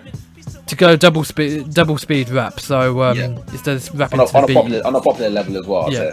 That kind of thing. So Busta Rhymes, obviously a legend, because of the way he rapped. But he kind of came through with a Tribe Called Quest, really, didn't he? Well, not necessarily them on scenario, but I think it wasn't just his rapping fast, because he didn't really rap that fast until later on more. Yeah. Well, I think early it was more his crazy style, like the way he dressed, the way he his everything. Like he had like like I was saying before, like Flavor Flav having that kind of image that people can recognize. Like, obviously, Busta was a little bit different, but it was his wild, crazy. He had like a crazy flow, like similar to Old Dirty in a way. Obviously, a bit less aggressive, but the way he dressed in the videos, like he made himself, like you knew he was on the track. Like he made not that he knew he was on the track, but you just knew he was there. Like he made sure you knew he was there. Yeah, he had a big style. He made himself known just for his insaneness. Like, and he's still lyrically good as well. Like some people, people don't look at his actual lyrical content sometimes. I think they look at his wildness, but he is lyrically really good as well. because I think he was in a group called Leaders New School. That's who the group actually features on the song Scenario. Obviously, he was just he wasn't even the main man. He was just the one who, well, you know what I mean? He was just the loudest, the wildest. His lyrics were crazy in the song, and unfortunately, they actually, because my dad said that he saw it happen live. The group broke up on MTV on MTV Raps live. Really? Yeah, I've never heard about it. I saw it live at the time when it happened. I was like, raw. But yeah, they actually broke up on the show. Like, it must have been like they were trying to record something, and then all the attention went on him, and then the rest of them were just like, forget it. Like, we're not going to do this anymore. Like, they weren't getting the chemistry wasn't there. Like, it was like all eyes on me kind of thing. Like, it was just Busta Rhymes and the other members. But yeah, he kind of outshone them. He stole the shine, and obviously he went solo. It took him a while before his actual solo. He actually released solo album. I think he released The Coming in '96, I believe, and I think he probably went solo like probably '93, '94. But he released other tunes. Like, have you heard Flavor in the Air remix? No, I don't think I have. You need to listen to that. It's a song by Craig Mack that features Busta Rhymes, Biggie, LL Cool J, and another rapper called Rampage who came through with Busta as well. But it's like one of them tunes. You know how tunes with a lot of popular artists on one track, just they automatically just look good. Like, you see all the artists on one track, you're like, yeah, I've got to hear this. It's one of them kind of ones. But Busta dropped the last verse, just insane. Like, how he jumped on the track. Like, there's a way you jump on a track, how you enter a track, how you start your lyrics up that make yourself. You have to catch attention. That's what he was good at doing, I think. So yeah. Talk about crazy. We're going to go on to DMX in a minute, but the song that's playing at the moment is Hey Ya by Outkast. Outkast, one of the most underrated groups ever. Andre 3000, one of the most underrated musicians and rappers ever, in my opinion. I haven't listened to much of Andre 3000's solo career, but I have listened to quite a bit of Outkast. I mean, the first band really that kind of had a rapper. You know, you didn't really have that before. You didn't really have that kind of. You didn't really have that kind of. You didn't have a band that had a rapper as a frontman. It was very unusual. Obviously, legendary within hip hop. Why do you think people don't consider Outkast to be, or Andre 3000 specifically, to be one of the best? Because he is. They do, and they don't. It depends on where you're from. Because if you ask people in America, in the South, they push Outkast. I don't know. They can be underrated or overrated. Depends on who you ask. I think people in the South in America, they kind of push them a bit too much, too higher. But everyone else pushes them a bit too lower. And I think that you need to put them in the right level of what they should be at, because their style is crazy. Because their first album, Southern, I can't remember how to pronounce it, probably Southern Cadillac-listic playlist music, something like that. It's how you pronounce it. That to me is their best album. That possibly Aquemini. I think that's the third one, I believe. I think it goes Southern Playlist, ATL, and then Aquemini. But people don't give recognition to those albums because they were more underground. And when they came through Goody Mob and things like that as well, like, they've got some classic tunes on those albums. Some people forget about that side of them. Like, people ignore it. I think when they were popular, obviously people acted like they knew them for years, but they actually didn't. Like, you have to listen. You've got to go back. You have to look at the foundation of how they rose up in terms of the fame wise. Obviously, when it got to Hey Ya on Speakerbox and Love Below, you know, they're already probably established. You know what I mean? Yeah. Like, as artists wise, obviously they've gone past the whole street thing. They move forward, all this and that. I think the thing is with Andre, I think he's more talented. You know, in terms of obviously everything he can do. Man can act, he can sing, he can do a lot. He can do a lot more. But his solo career, he didn't really have a proper solo career as such. Like, I personally think that Big Boy was a better rapper. Okay. In my opinion, I think Big Boy's a better rapper. Andre's just overall more talented into everything he can do. Yeah. But Big Boy's lyrically, which is crazy. Like, you listen to the older songs and like everything, Big Boy just had I think he just shined more. Yeah. But another thing in terms of when we talk about cities, they were the first proper group to really push rappers to push Atlanta on the map. Like the South didn't really have an identity.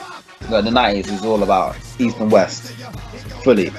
But when the 2000s came across, like they started, I think they really brought Atlanta, they brought the South into the map. I think that's why a lot of people in the South will rate them a lot higher than they really should get, because they were the South's foundation. They were part of that. Like unsigned to who was signed to LaFace Records, so Babyface and LA Reid.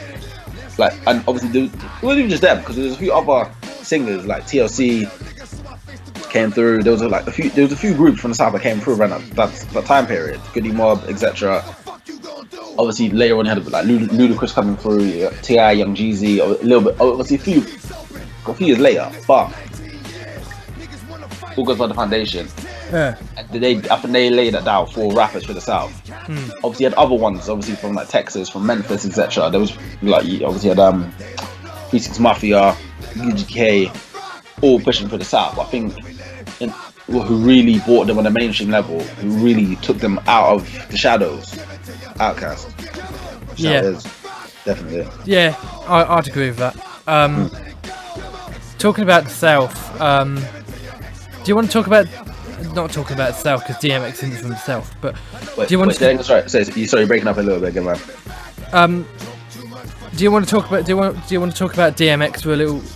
Yeah, sure. Yeah, why not, man? Because he's influential. I don't know if you call him influential. He's important, but he's not one of the best. You know, he's notable. He's a funny one. You can, but you can't, because he's one of the only rappers to have a wild style like he had in that time period. I feel like I think someone he came at the right time, because he had a wild style, wild flow, but still made decent commercial music. Not a lot of rappers can do that. Yeah, I mean, it's a wild one. I don't think he's even influenced hip hop. I think he just capitalised on something that was available at the time. Anyway, But no, this is also because I think it's a lot. I think more the old. I don't know. I think more the older generation appreciate him. Well, they would appreciate him a lot more. But they say if he had passed around the time when his hype was like, say around 2003, people say that he would put on like the Tupac level, like instead of how people talk about him, to put him in the greatest, putting him in the greatest. Because some people do put him in the top 10 and top 5, but time can ruin eyes.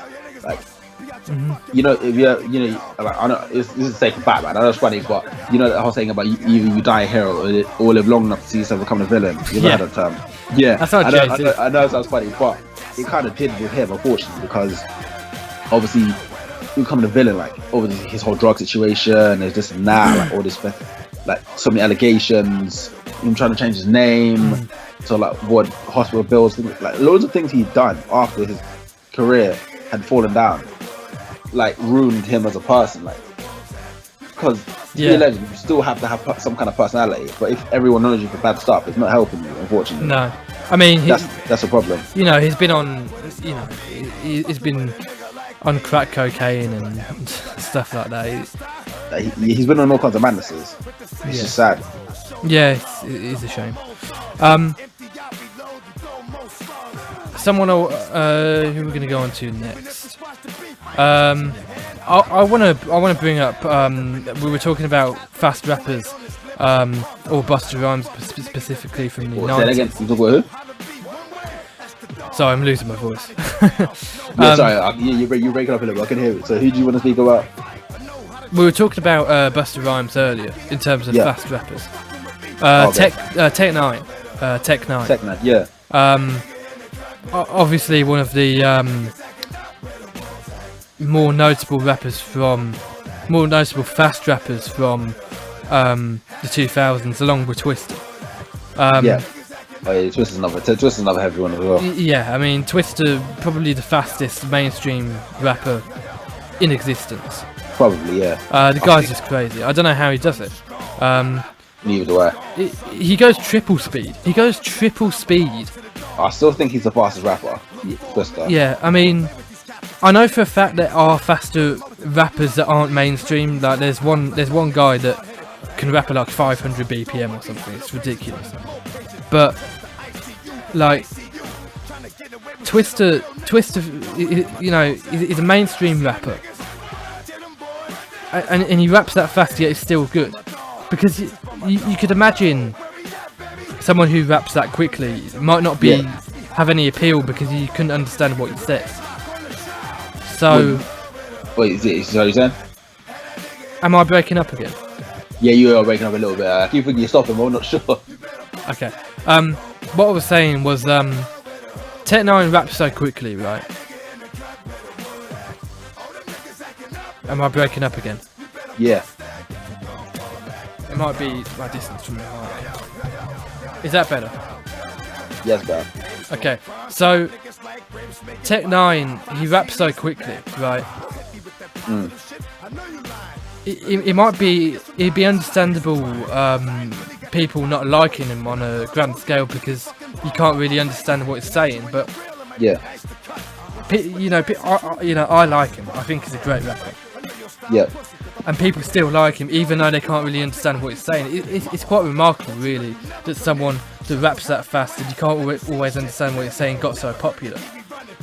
Well, the thing is, rappers rap fast. I think it depends on how you understand them. Because, like I said before about Bone Thugs, I like how they put it together. Like, I think in terms of fast rappers, they were my favorite in terms of who raps fast because I liked how they put it together. Like I couldn't understand I'm not saying I understand everything they say, but majority of things I could actually follow the words and things like that. And I picked up on how the style was put together. Like, at one point I actually wanted to rap like them myself. I'm not even gonna lie, I can't deny that. I just feel like they did it better. Like Twista, I think is probably the fastest one, but I think that Bone Thugs just did it better, in my opinion. Like and Tech 9, because Tech 9 is one of the ones I didn't really know much about him until quite a lot later. Like I didn't really know who he was like when I was younger. Like he didn't really get a lot of popularity over here as much until a lot later as well. But I think his content, like I didn't get into him as much probably because of that. Like it wasn't really me as much, I'd say, because he does get he's got a lot of hate for like some of his craziness, really, I'd say. But yeah, I don't think he's a bad rapper, but I just didn't really get into him as much as I probably could have. Yeah, makes sense. I think the rappers that you hear first are going to be your favourite, because like Dr. Dre is one of my favourite rappers, but he's the first rapper I ever heard. I wonder if I would have heard him when I was like 15 for the first time, whether he'd still be one of my favourites. Wait, say that again. Sorry, you're breaking up a little bit. Okay. I wonder if, because Dr. Dre is one of the first rappers I ever heard. Yeah. I wonder if I first heard him when I was 15, if it'd still be one of my favourite rappers or not. You know, like. Because of like what he does, yeah. I know exactly what you're saying, because he's one of the ones where I think he's a good rapper, but I think I think he's lyrically alright. His flow is not the best, but I think he's one of the ones he's more popular for his productions, and I think because of his productions are so good, he's got an production where you can't really go wrong on his track. And obviously because he's good rapping and producing, you know what I mean, if you hear Dre on a track, like even if like he could talk complete rubbish on a track, but you still love it. He's one of them kind of people. I don't know why. It's just like if you hear new Dre tune coming out, you're gonna listen to it. Simple. Yeah. He's just one of them artists. Yeah. Definitely. Moving away from fast rappers, Lil Wayne. Of course, we're gonna have to bring Lil Wayne into the conversation. Sure. I think one of the, probably in my top 10, really brought the South onto the map. You know, the guy's pretty incredible. Lyrically, he's not one of the best, but style. This is where style can really make a rapper. His style made him, and his flow to an extent made him. You know, his lyrics aren't the best. They're good. They're really good in places, but you know, in terms of style and flow, he's not one of the best. I don't know. He's another one. He has one of the best catalogs in hip hop of all time. Yeah, absolutely. And always will. Like he works hard. He puts in mad work. He does what he needs to do in terms of being a good rapper. And I remember at one point, I remember like say around, I think say between 2005 to 2008, maybe 2009. If there was a Lil Wayne feature, you know it's gonna be a banging tune. Like everybody wanted Lil Wayne to feature on your track because his voice, he's recognizable. He didn't sound too groggy like it is now. Unfortunately, because obviously too much of the lean, unfortunately, messed him up a little bit. Oh yeah. Which is unfortunate. But at the time when his voice was still sounding like decent, like he had that cadence in his voice where it would make his style of rapping really sound really good. Yeah, like, absolutely. He's not one of the ones where he started off rapping and then like he became big instantly. You know what I mean? It took him like a few albums to get recognition. Yeah. Like I think he was more known in the South, more because it was in Louisiana, like New Orleans. New Orleans. More popular there before he started breaking out. Because a lot of people over here thought that his first album was a Carter 3. It's not. It wasn't first. It's because it's the first album he had that got charted outside of America. What was his first album? The first that got charted in England at least. His first album. Why. Sorry, what? Wait, so can you hear me? Yeah, his first album was what? The Block Is Hot. The Block Is Hot. That's it. I was gonna say 500 Degrees, but no, but that's second or third. Second, yeah. And then it was the Carter. Yeah. Which is one of my favourites. Yeah. I think the Carter 2 is his best album. Yeah, I mean, I'm just saying, I need to listen to my albums a bit better, you know. Like, I haven't listened to them as much. But the thing is, you know, when they're on the come up, they always, the people get more recognition on the come up. I think his come up was longer than most artists, so he's got more of a catalogue to say this is his best era kind of thing. Yeah. Because he was like the Carter 3 is by probably I believe it's still his highest selling album.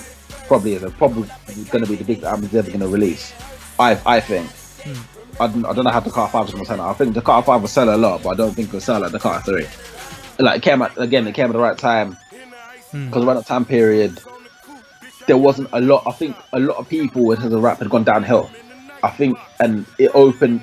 There was a massive hole in terms of who could be the best, and I think he crept out at the right time. He released the album at the right time to step into the spotlight, and I think he had a good run for a while. You know what I mean? Like he was really popular, like obviously under Birdman, but he still pushed through.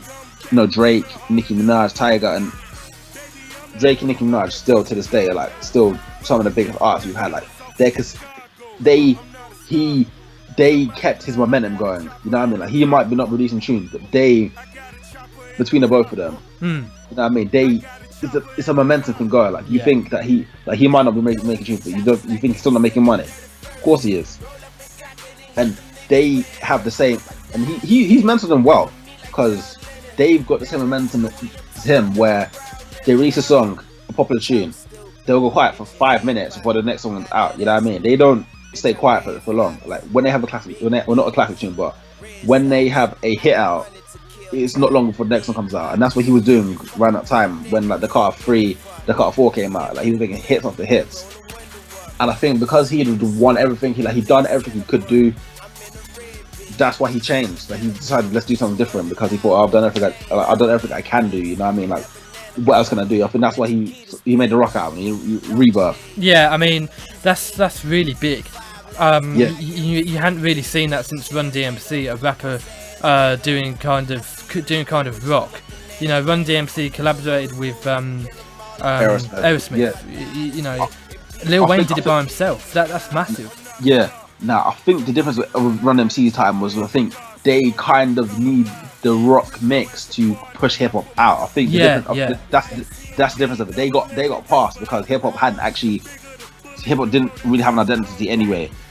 So there wasn't really a right or wrong answer in terms of what's hip hop at the time period. So no matter what they did, it wasn't really wrong. It was building a foundation.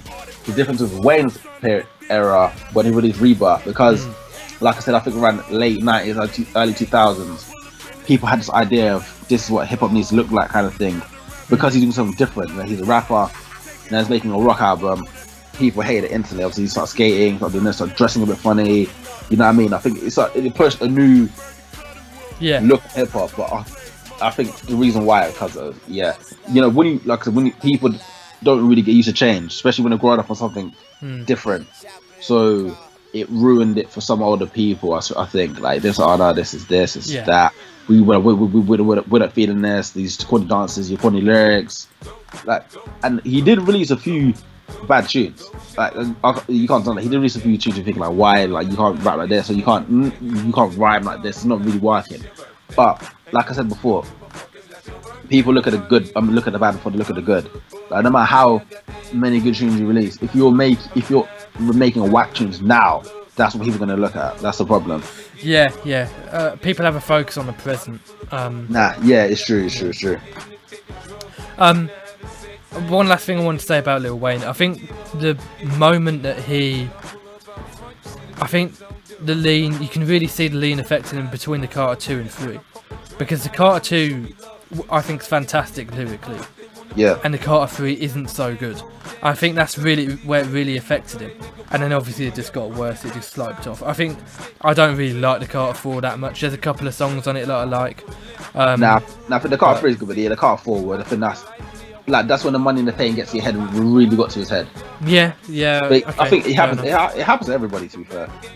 Yeah, it does. Like, he was so, I think he was so high up, he could only go down, and that's what happened. It's a shame, but it happens a lot higher. Sometimes you can only go down. Yeah. Let's move on to 50 Cent next. Okay. Obviously, 50 Cent was brought through by Dr. Dre in the early 2000s. On a proper level, yeah. Like Dre and Eminem. The sad thing of him was, because, you know, he was going to get signed to Jam Master Jay, I think around 2002. Don't quote me in the year.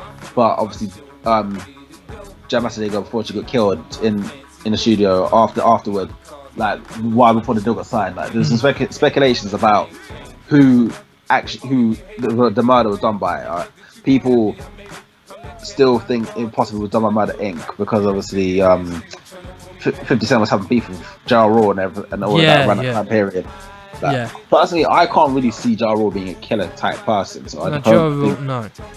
Like, I can't. Maybe someone involved in the group that could have done the hit on Jam Master Jay. I'm not too sure. I don't really know too much about the whole situation. All I know is no, I don't. Yeah, they had beef. Then Jam Master Jay was killed, unfortunately. But you see, 50, I think in our generation, altogether, the last gangster rapper on a major level, on a good one, in terms of that kind of style of it, like the old school kind of stuff. Because you still have rappers now who make that kind of music, but they make it differently.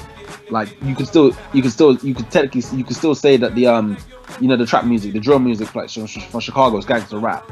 But because of the style, you won't look at it as like a Tupac, as like a 50 Cent kind of way, because the style is completely different. That's the thing. Yeah, I mean, genre-wise, it's just not gangster rap. It's a different type of rap.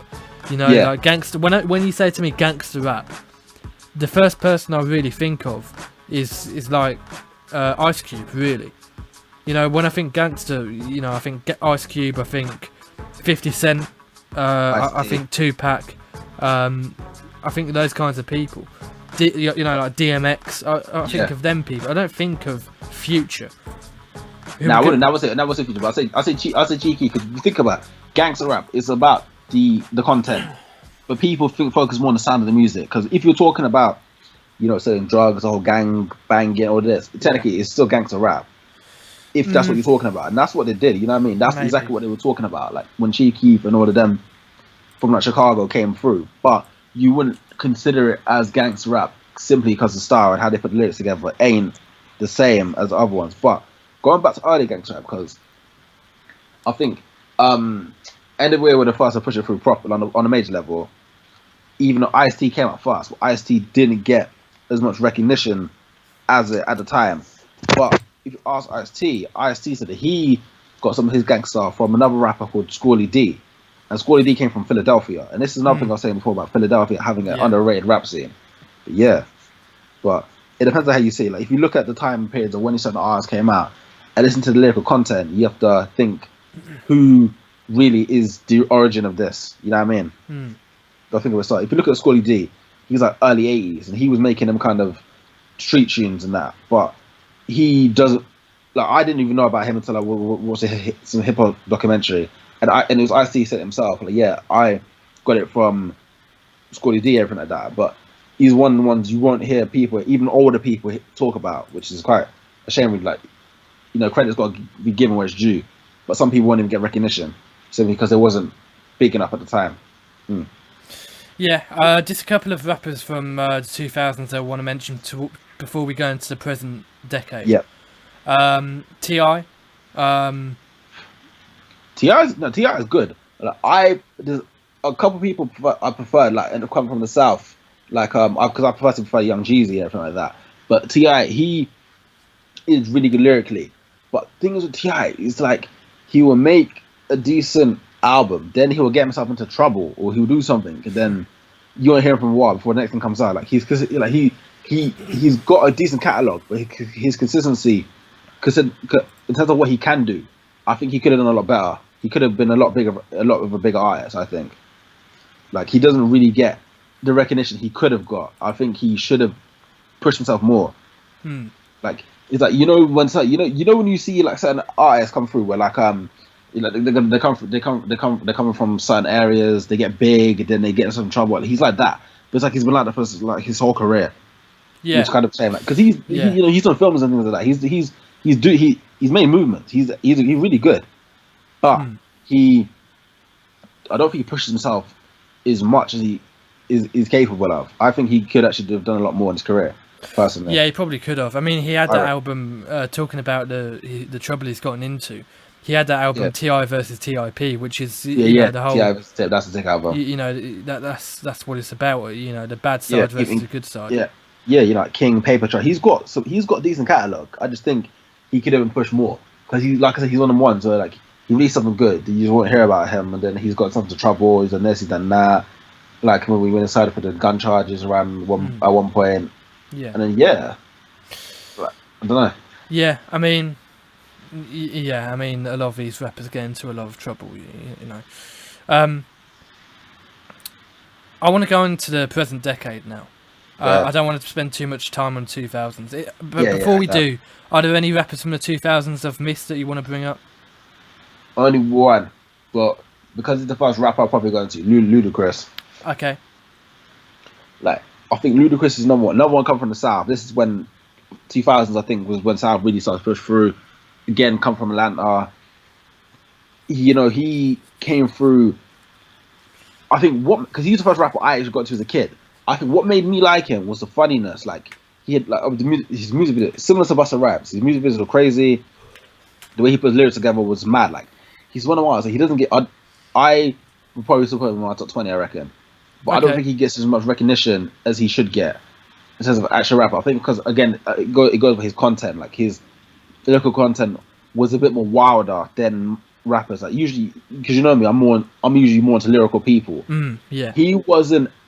His content wasn't as serious as most rappers I would usually put up, but in terms of how he puts it together, flow-wise, everything like that, like, he can make it. He can make hits. He can make catchy tunes. Like, his hooks, everything like that. And he always seems to be on good production levels. Like, even if I done like Pharrell, DJ Premier, Timbaland, he always seems to work with the right people as well. I think especially his first 4 albums. But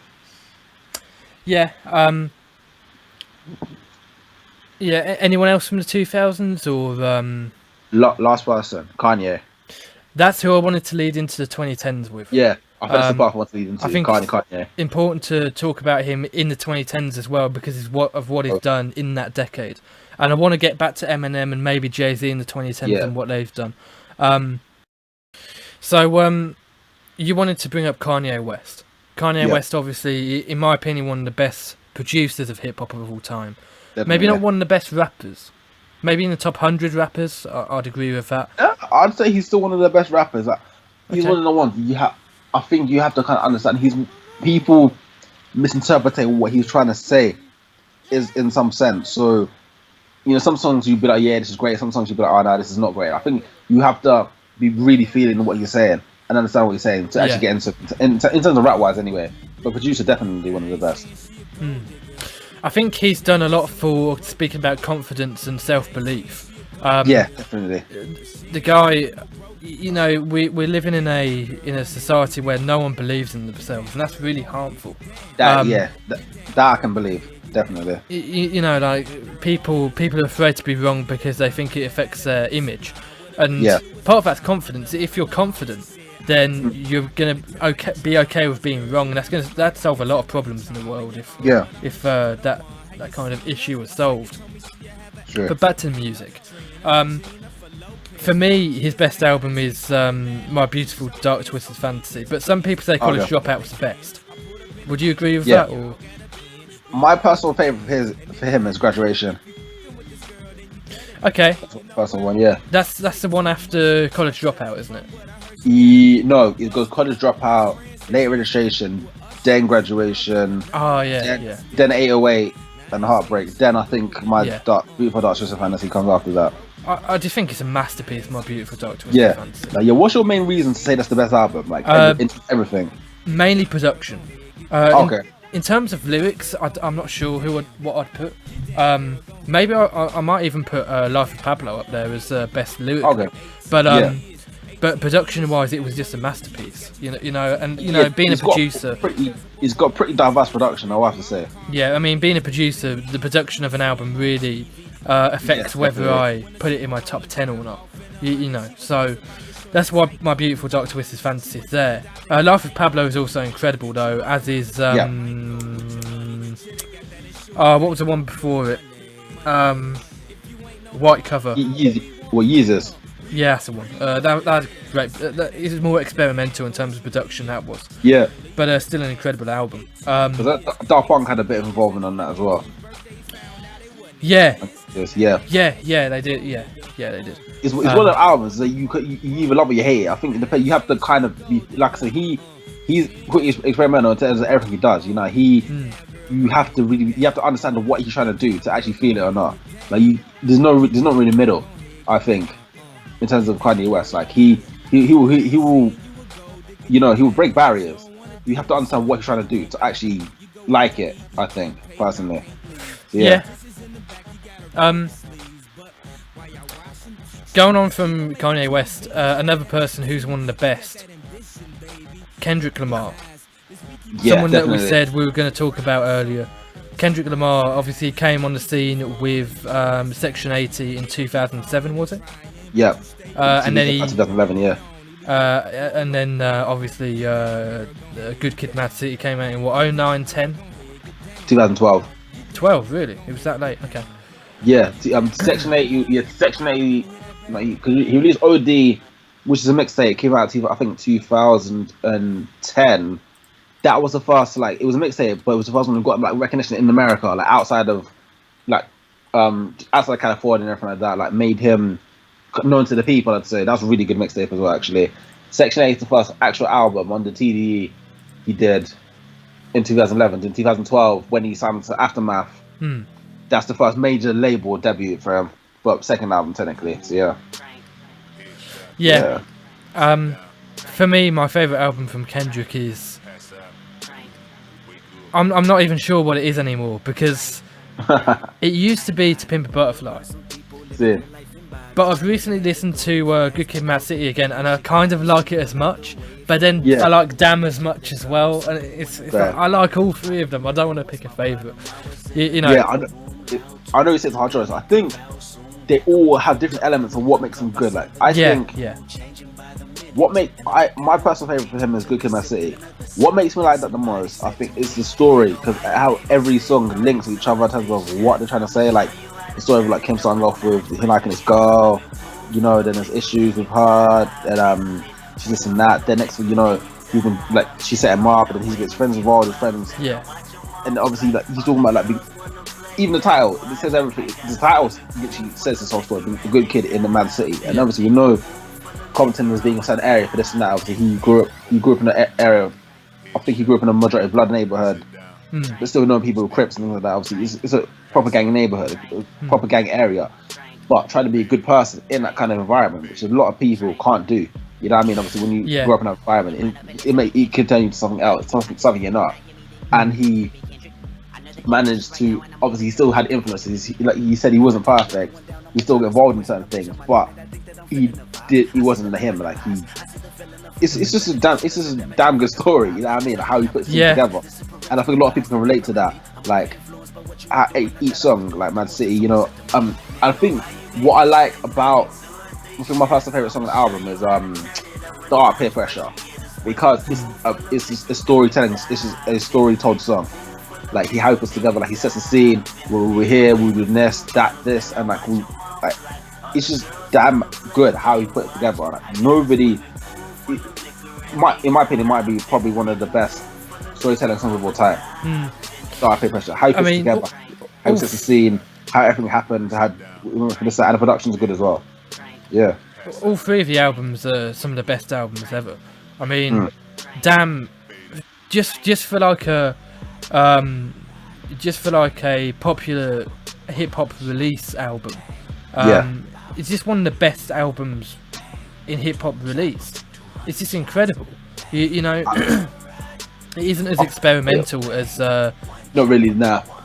To Pimp a Butterfly was in places. I'm not saying it was as a whole, just in places. But it's just a fantastic album. You know, they're all fantastic albums. I love the guy. Yeah. I think if he does another album like that, you can consider him in probably the top 3 of all time. Definitely. At that point, only really Biggie and Tupac rival him, and maybe you could say Nas, maybe. But even then, it's difficult. Going on to someone else who is the best, but not the best rapper, the best in his specific genre, I feel. And this might be controversial. Rick Ross. Okay. Rick Ross. Okay. Let's look Ross. Go on. I think he's the best trap rapper in the world. You think so? I think he's better than Future. I think he's better than Migos. Oh no, definitely better. He's definitely better than them. I think he's better than all of the people doing trap right now. I think the difference with him and the rest of them that you mentioned is trap has like 2, maybe 3, arguably 4 different periods. I think Ross keeps it into the most popular one because it's hard to say, like when you think of trap music, like obviously some people mix up trap and drill. Like when obviously the Chicago came through, I think they really pushed it through as its own genre, I think.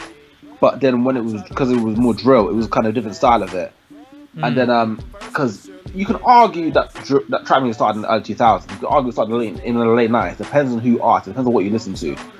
But because my personal favorite trap artist is Young Jeezy, but I think it's because of his style. I think because he came out in an era where they could still be, you know, people back. I think back then when he released Bug Motivation, he was still quite lyrical. This even like because a lot of people, the thing is, a lot of trap artists is the beat is really good, so the beat overshadows the fact that the lyrics are whack, which happens to too many trap artists, which annoys me.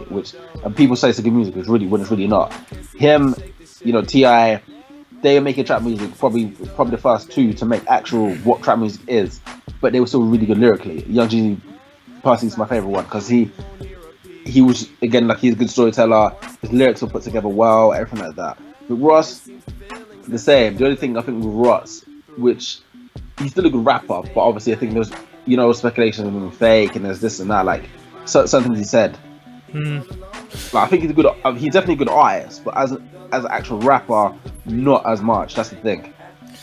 Yeah, I mean, I think just in a period, I think the time has something to do with it, as you mentioned earlier with I forget who it was, but he's come up in a time when you don't have that many great rappers. Like Future's good on the hook, but he's not good on the verse. Perfect example, yeah. Migos is good on the hook, not good on the verse. I Love Mackin' good on the hook, not good on the verse. There's so many artists that are good on the hook nowadays, but not good on the verse. Trying to copy Drake, and that's someone we're going to get to in a minute. They're trying to copy Drake, but it doesn't work because Drake's got this cadence where everything he says is a hook. So his whole song is a hook, even the verse is a hook. So he just works, you know. But with Rick Ross, he lyrically he does the verse right. So for me, that just puts him above all the other trap rappers. Rick Ross actually has even if his lyrics aren't that great, he's actually got a decent flow. You know, like that as well. He's got one of them. Like, he could be talking complete rubbish, but because of his flow, you will rap along with it because it just sounds good. Yeah, he's got one of them kind of flows. Like remember when he released Hustler, like obviously his first proper. I think his first major tune, Hustling. Oh my god, I remember when that tune came out. That tune was wild when it came out. I think there was more open for trap artists to come through at the time. Like he came obviously like a bit after like T.I. Young Jeezy and that, but the time period it just worked. Like how he put the song together, everything like that. Like you know, I've got something to say, kind of thing. Yeah. But obviously, when it happens to a lot of us, when they get to a certain level of popularity, people get sick of them and that. So it kind of ruins not ruins their career, but ruins their buzz. Yeah, I think Ross has gone past his peak. In my opinion. But he still makes good tunes. I don't know. The last album he released, I thought was fantastic lyrically, compared to his other stuff. I think with Rick Ross as well is his style, the way he looks. You know, even his name, Rick Ross. The initials are taken from Rolls Royce. Like, just everything about him, everything about his style is kind of it just shouts trap. You know, like so everything just works with him. One other person that I wanted, and again with Rick Ross, just one last thing I wanted to say: the way he dresses really matters. Yeah, because he got his name from an actual drug kingpin called Freeway Ricky. Yeah, it was Coal City, wasn't it? It was Coal City Chiefs, was it? Say again, sir? Was it the Coal City Kings he got his name from? The leader of that. I'm not too sure what the name of the clique he was part of. All I know he was heavy. He operated heavily in Los Angeles. Like at one point, I think 80s was the main period. Like he was, really, massive kingpin. Like he got life in prison, but he got released after about 20 odd years. Yeah. Something like that. There's a guy called there's a guy that's got a podcast called Joe Rogan. He actually interviews Rick Ross, the gangster Rick Ross, not the rapper Rick Ross. Okay. It's quite interesting from what I've only heard a little bit of it, but it's quite interesting from what I've heard of it. Drake, though, I think we need to go on to Drake because I think he's one of the biggest rappers of our generation. Is going to be looked back on, probably in the same light as Kendrick Lamar, rightly or wrongly.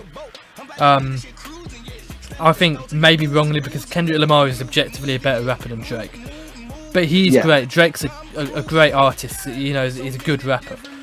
Drake is the best artist of our generation. Yeah. Artist. Emphasis artist, not the rapper. Not rapper, artist. Artist, definitely. Like, nobody... I think... You know, his recent album, I think, had a couple people who didn't really take on the whole trying to do different style things. But for what he does, in terms of our generation, you know what I mean? Like, he knows how to sell records. He knows what he's doing. He's smart. He doesn't mess around. Like, he's got the same consistency as that Wayne had like before, but he knows how to sell records. He knows how to market. He's just that person. He doesn't really have to make the best rap tune. He's not even aiming to make the best rap tune. He doesn't need to make the best rap tune. He just needs to push himself, and that's what he does. He does what he needs to do. Like, people argue and fight about this whole thing. Oh, he's not a rapper. He is. He's not. He doesn't care. No. He knows what he's doing. Yeah. I mean, you know, his cadence and his style, just everything's a hook. Yeah. And that's what works about him. That's why he's so popular. Like, in music, hooks are so important. When you fill your song with hooks in a way that Drake does. With most artists, it wouldn't work. With Drake, it does, and that's why he's so big.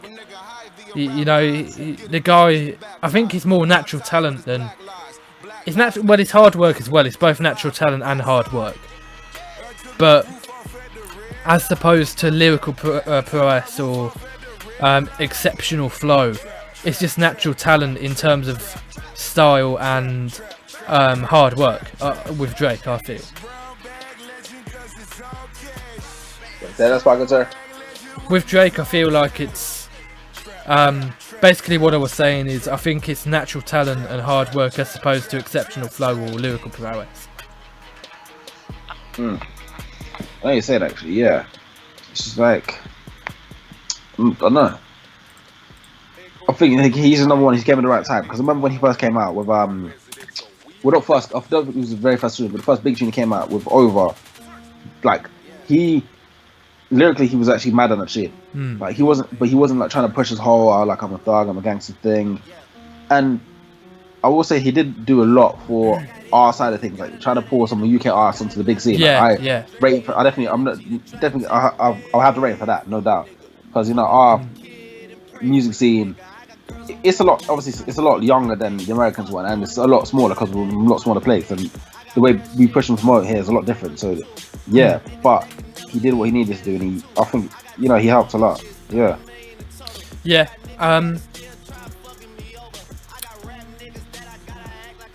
I've completely blanked. I forgot who I was gonna go on to next. Is there anyone you want to bring up from this decade? Yeah, there's a couple. Let me think. There's a couple. J. Cole. J. Cole. That's who I was gonna go on to. Yeah, I thought you would. Continue. Thought you would. Yeah, what's your overall opinion of J. Cole? He's great. He's not one of the greatest like Kendrick, but he's certainly great. I've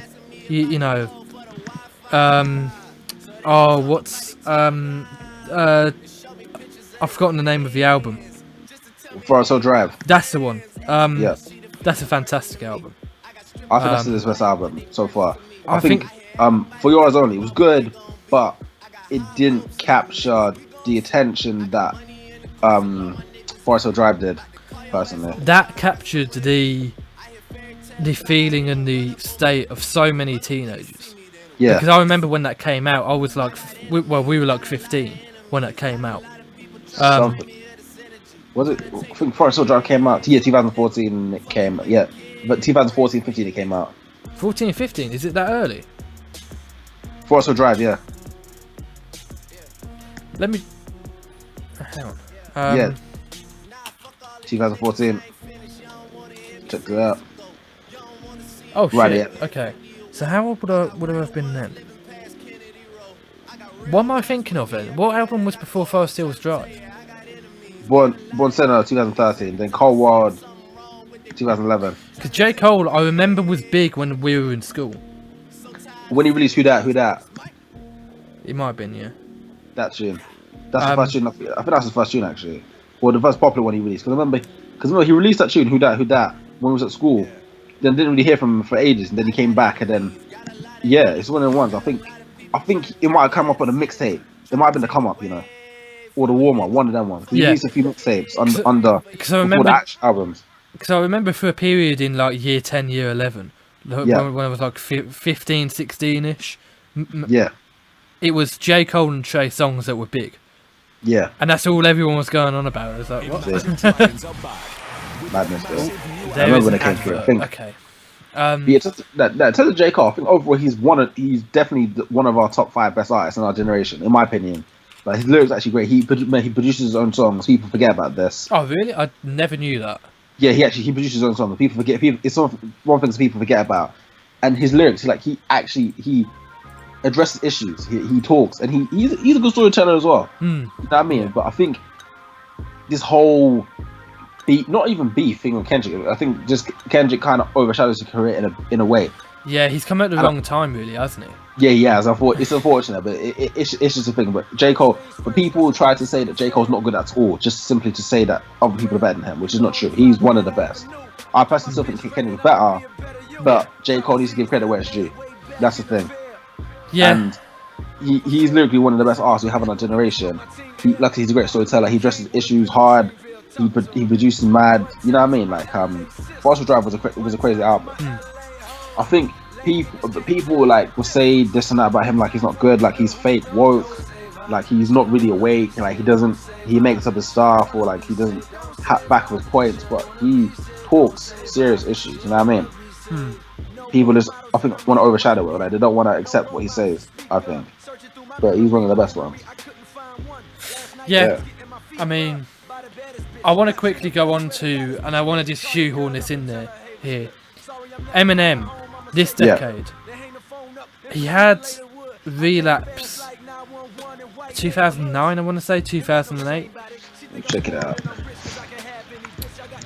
I'm pretty sure it was 2008 actually. 2009 it came out. 2009. Okay. Yeah, Relapse. That was a great album, but that was his last good album because Recovery wasn't that great, and it just slid off from there. You know, like the Slim Shady LP2 or EP2, whatever it is, I think is quite a poor album, really. What about the Marshall Mathers LP too? Yeah, sorry, that's the one I meant. Like, Oh yeah. the names of these albums, like, Do you not think that was that good? nah, I didn't like it. I actually was alright, you know. I honestly think Eminem's passed it. Like, I think Yeah. Oh yeah, definitely. He definitely passed his peak. the No doubt. problem is he was only good when he was on prescription drugs, and as soon as he stopped taking them, he lost it. It's sad to say, it's know, true. It's a shame, but it's true, you know. It's so unfortunate because we need him right now. We need someone that controversial right now. Yeah. You know, like someone that's willing to stand up to the government, stand up to people who are scared to be offended as well. You see, the thing is, we have artists like that. They just don't get recognition. Like them artists will be kept way underground. Yeah. That's the problem. Kendrick's done it a little bit, but he's only done it in tiny amounts. He needs to come out with his next album. He does it back and forth, but he doesn't necessarily. I think he's more. He just is more. Not necessarily like world issues. He just is more kind of black community issues. Like he's talks about, like, remember I was saying before about the difference between NWA and Public Enemy. He's more of like an NWA kind of person. He talks about issues going on where he's from, necessarily. Like he obviously talks about other things. Don't get me wrong, but it's all about what's happening here, not as much as in the world kind of thing. So yeah. I mean, is there anyone else that you want to mention from the 2010s before we go into the last subject? Joey Badass. That's a good one. Yeah. It slipped my mind. What do you think of him personally? I don't know. He's kind of Joey Badass for me. Like, I don't know what I think of him. You know, I like some of his songs. From his first album was good. No, definitely. Have I listened to? I don't think I've listened to All American Badass yet. I've been meaning to, but I just haven't listened to it. That is a heavy album, like I said, All America, and he's done that whole America KKK thing, like Ice Cube did on Americans Was Wanted. Like it's a similar album to that in terms of just issues that not obviously. It talks about obviously a lot of issues going on in the black community, especially like just talk about that, but a lot of things, like, especially with the shootings going on in America. There's this and that. It talks about a lot of corruption. Like, it addresses a lot of political issues, I think. But again, he's another one of artists where he's too underground for enough people to actually hear him. That's the problem. But he's a crazy artist. I think I liked him more because I think because he was young when he came out. He came out with the mixtape for 1999. I was in college at the time. I remember I heard when Waves first shoe came out, and I thought it was crazy. And you know, you get into artists more when you see them from the come up. You know what I mean? Like some artists, you might catch them for like halfway through the career or distant time. You might hear them late, but he's one of the rare artists I actually caught them from the beginning of their career. You know what I mean? So I have seen his growth. I've seen his change. You know what I mean? So I think personally, I can always rate him. You know what I mean? Like he hasn't fallen off. He's kept it real. Like because he was meant to he was going to get signed to Jay-Z's label at one point, but he turned it down to stay independent, and I respected that. Yeah, you know I respect that. Yeah, keep it real. I want to do my thing. I want to talk about what I want to talk about. You know what I mean? Like that's most artists will take the deal straight away. I mean, that's a lot of money you're turning down, but he turned it down because he wanted to keep to be a real artist. Fair enough. So, yeah. Talking about independent. Oh my god, I'm forgetting names all over the place here. Yeah.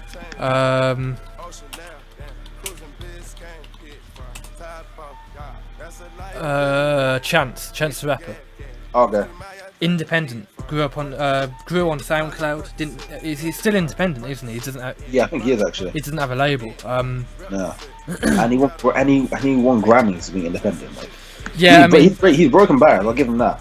Yeah, this is going to change the hip hop scene. Someone coming up independently like that. Just insane. See, I think the only problem with Chance is like, cause what do you think of him as an actual rapper? What's your personal opinion? He's decent.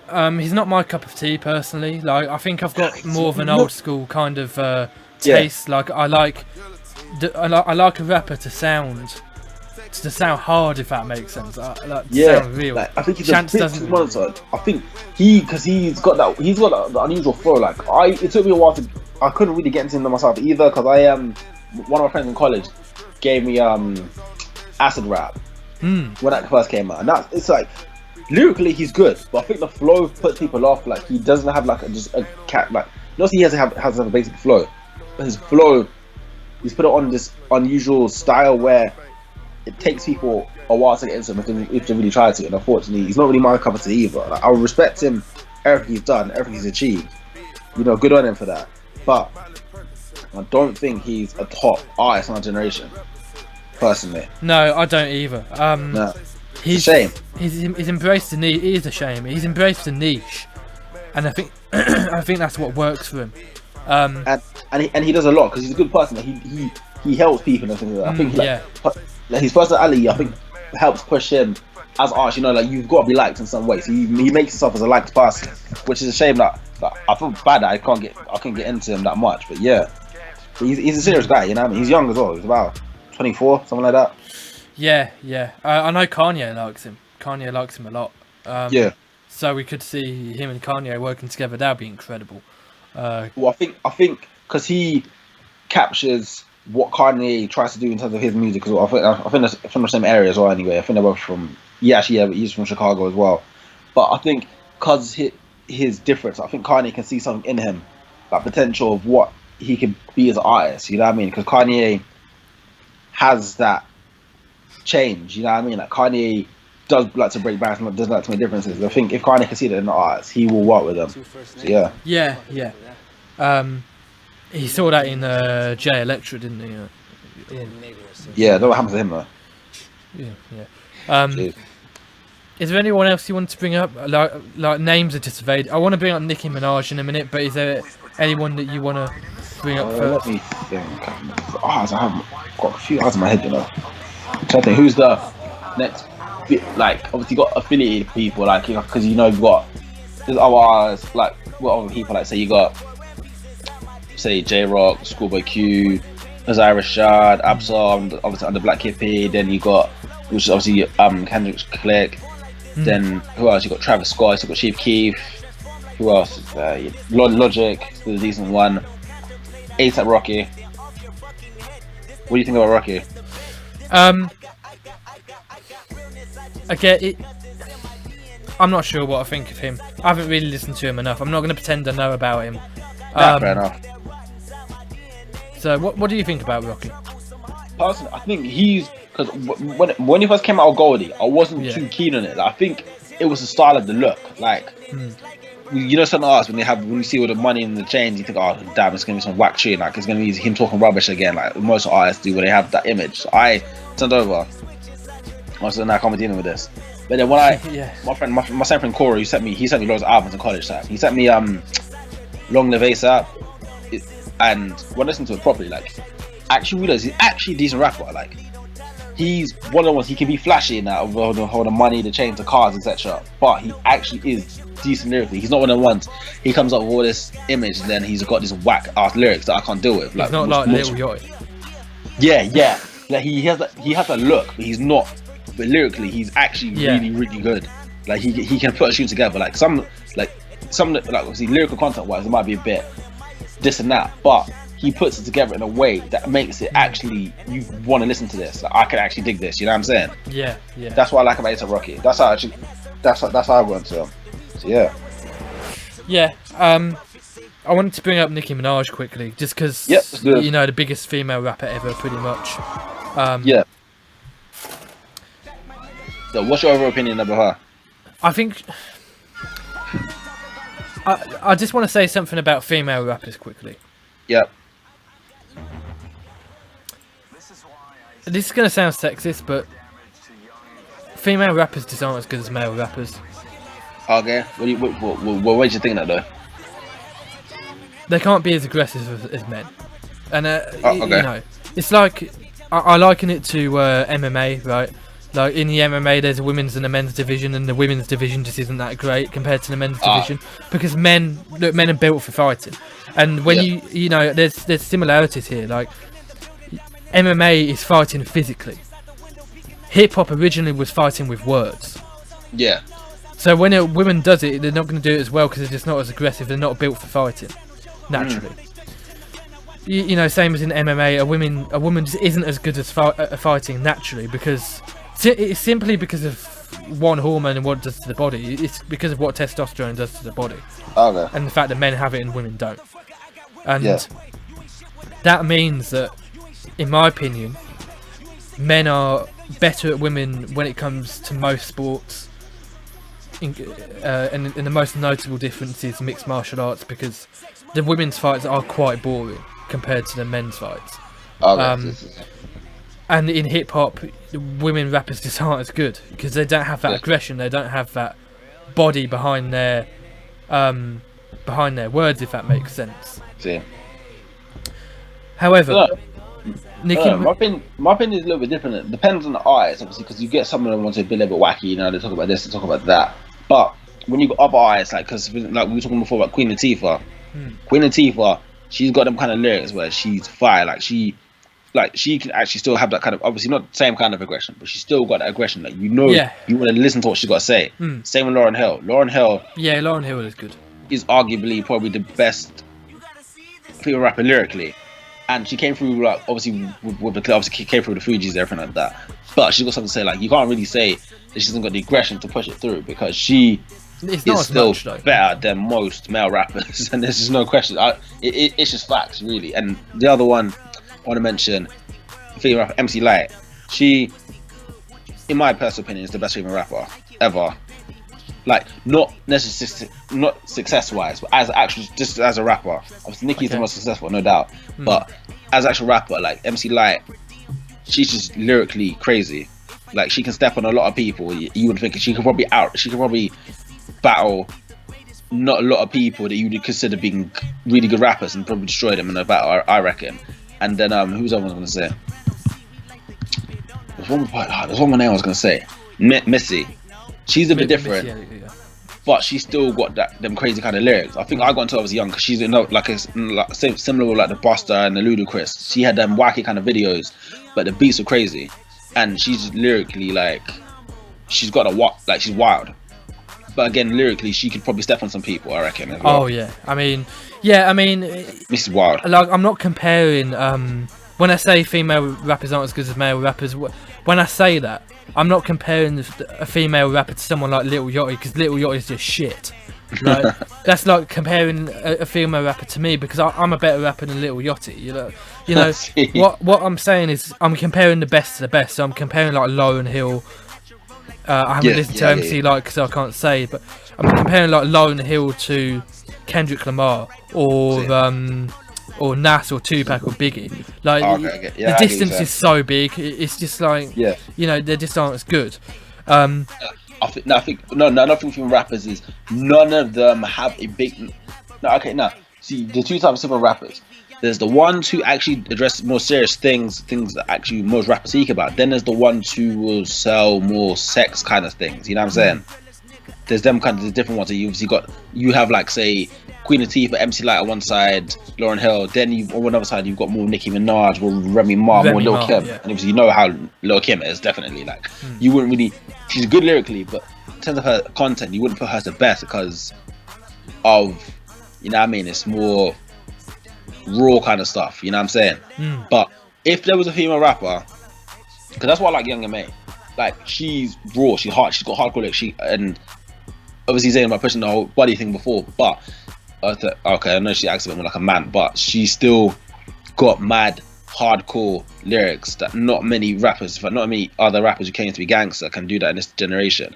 But the only thing that's lacking is a female rapper who consistently stayed in the game for long enough with actual decent lyrical content and actual good flow. That's something that female rappers were missing, I reckon, to put them in a heavyweight position.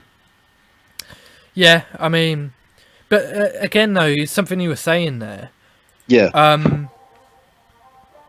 Who was it you were just talking about? It was Young M.A. Yeah, you were saying she has to act like a man. I just say she has to. She just does. Okay, she does act like a man though. So doesn't that tell you that acting like a man helps you be a good rapper? It's like, okay, so you have to act like a. Not, again, you didn't say this, but I'm taking from her actions that you have to act like a man to be a good rapper. So doesn't that suggest that men are just better rappers? you know. No, I wouldn't say she has to act like a man to be a good rapper. No, I think no. that's just the way she's decided to take. Obviously, that's just her. That's her personality anyway. Okay. It's just made. Obviously, because like I said, it's a the thing is with music. With music, is people will relate more to somebody who's more like them. Obviously, it's a majority black male genre of music. Majority black male, so majority black males can listen to hip hop full stop. Now, when it's either someone who's white or someone who's a woman, then it makes it harder for them because they go for less. They're automatically less of the majority of listeners. You know what I'm saying? Yeah, I get what you're saying. That's the thing. So you find it hard to relate to that kind of person because of what they're doing. Yeah. I think people can not really relate to younger women. I think because she doesn't do the whole selling sex talk thing. Obviously, because no male is going to really listen. You can't really be male listen to Lil' Kim and say, "I can relate to what she's saying." Unless that's how you roll. That's a different story. But you know what I mean. But you need to kind of relate to artists, and some female rappers they can do more relatable lyrics. They're talking about more worldly kind of things, but not a lot of them kind of artists had big enough catalogs to survive long enough. Like I said, like the MC Lyte, the Queen Latifah, their careers didn't last as long as they could have. They still will be well known, but they could have been more fun. They just came out in an era where not a lot of artists really survived, unfortunately. That's the difference with them. Yeah. Okay. So, yeah. Is there anyone else you want to bring up from any time period that we've missed, or?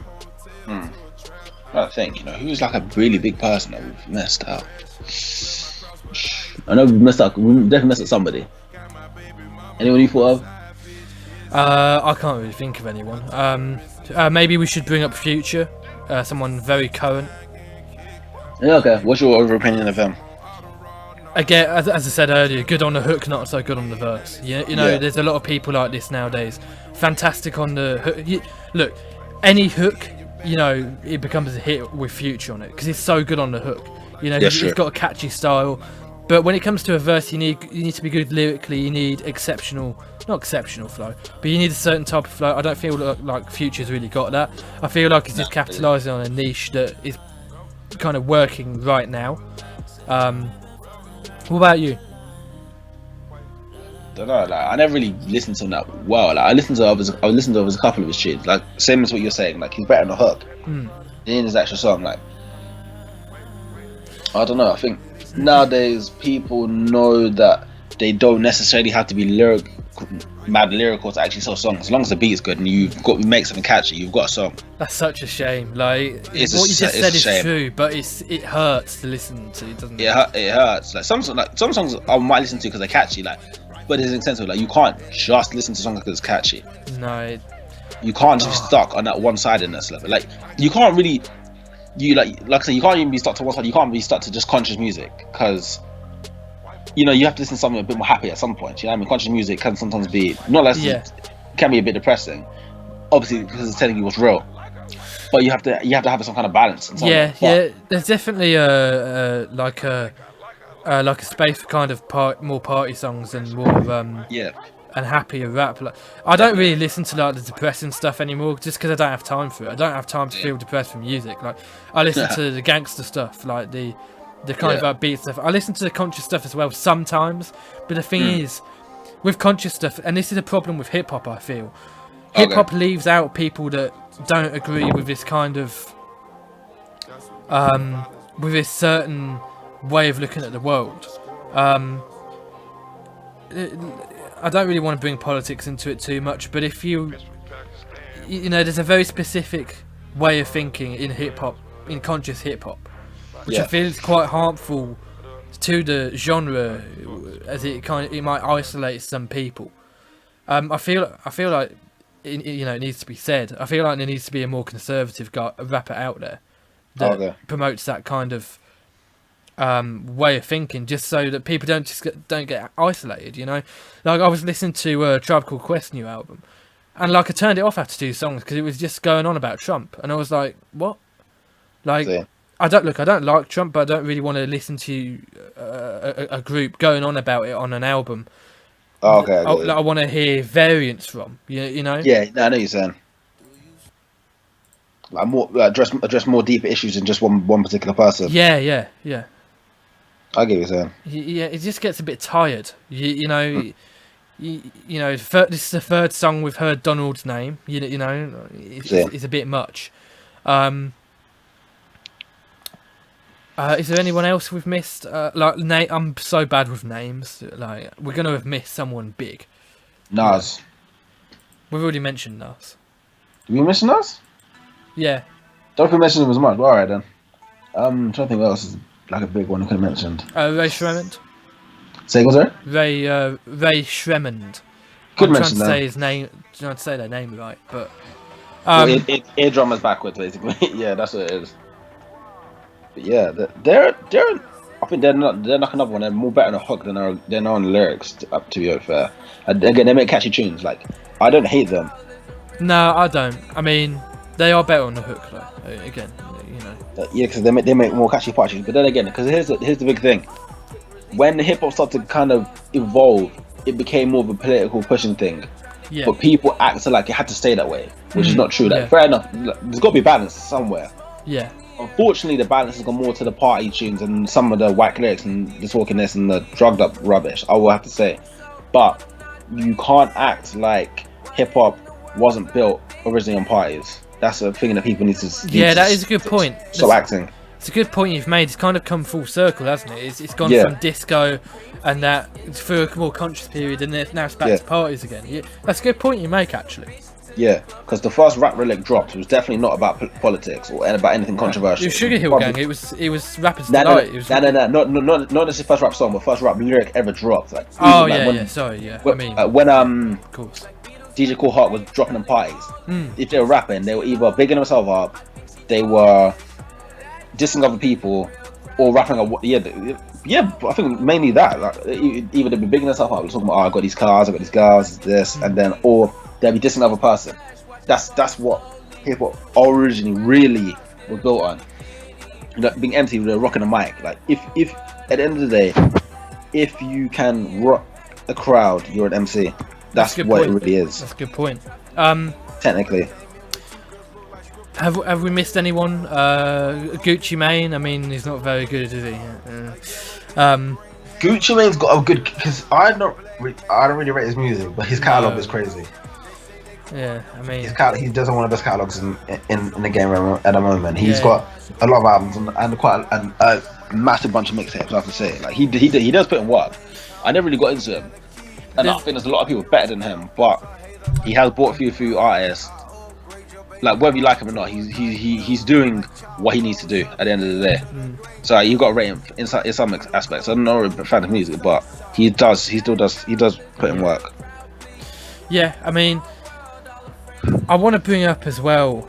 The last thing I want to bring up for this particular kind of part of the discussion is it's to do with Gucci Mane. There's a lot of businessmen in the industry nowadays. You know, there's a lot of businessmen that are rappers. I feel like Gucci Mane's one of these. Yeah. You know, he's a businessman. He's learned how to make catchy music that isn't necessarily good in a lyrical or flow or style kind of way, but just works, and is more of a pop song than anything, if that makes sense. Yeah, and I get you saying that. I think the things a lot of artists nowadays, like, well, hip hop is gonna be pop music at the moment. At the end of the day, because it's pop, it's the most popular, probably the most popular genre at the moment. I think it probably is because the amount of money involved in it. Like, obviously, there's a lot of flashiness, but there is still a lot of money involved in hip hop, and a lot of people break out their own genres to make hip hop songs, but also collaborate with hip hop artists. Like, people, a lot of people do get hate in that. Like, I don't know, like, Yeah. it depends on where, because people talk about culture appropriation, things like that. Like, Oh, I think like there's got to be a line. There's a line drawn somewhere, but like, people need to act like hip hop is just a black thing, but it's when you're breaking out of your own comfort zone just to make hip hop songs, just to make money. Like that's when people get pissed off at things like that, because they feel that, say somebody's making country music, and they've got nothing to do with hip hop at all, they know nothing about this genre, but they'll break out of it because they know it can make them money. Like we're gonna get like this is black music, it's gonna get popular, let's make money off it. I don't really care about the background of the music, but I'm gonna make money off it. And people get really annoyed at things like that. It's become a serious thing recently. Yeah, I mean, like I don't know how deep it goes, because obviously you can't really judge someone and be like they definitely know nothing about this genre of music just because they make something else. But like there's got to be a line drawn somewhere. Like, do you really like this music? Are you really into this? Like, for instance, you know Gwen Stefani. Yeah. When because she obviously back in like a little few years back, she was in some rock band. The next thing she was doing tunes with Pharrell, and obviously that made her massive. You know what I mean? Tunes with like Pharrell, Dre, Eve. Then she had I think an album produced by Akon. Where Akon was really big at the time, but she didn't even know who he was when they met up. Wow. Like things like that. Like she is really into this music scene, and she's just there just to get money off it. Yeah. And like people get annoyed at things like that. Yeah, I mean, Yeah.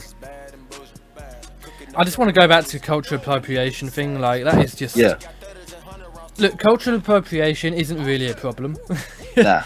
I just want to say that, like, the whole idea of multiculturalism is cultures bring the best parts of them. So the Mexican culture will bring their food, because their food's incredible, and like the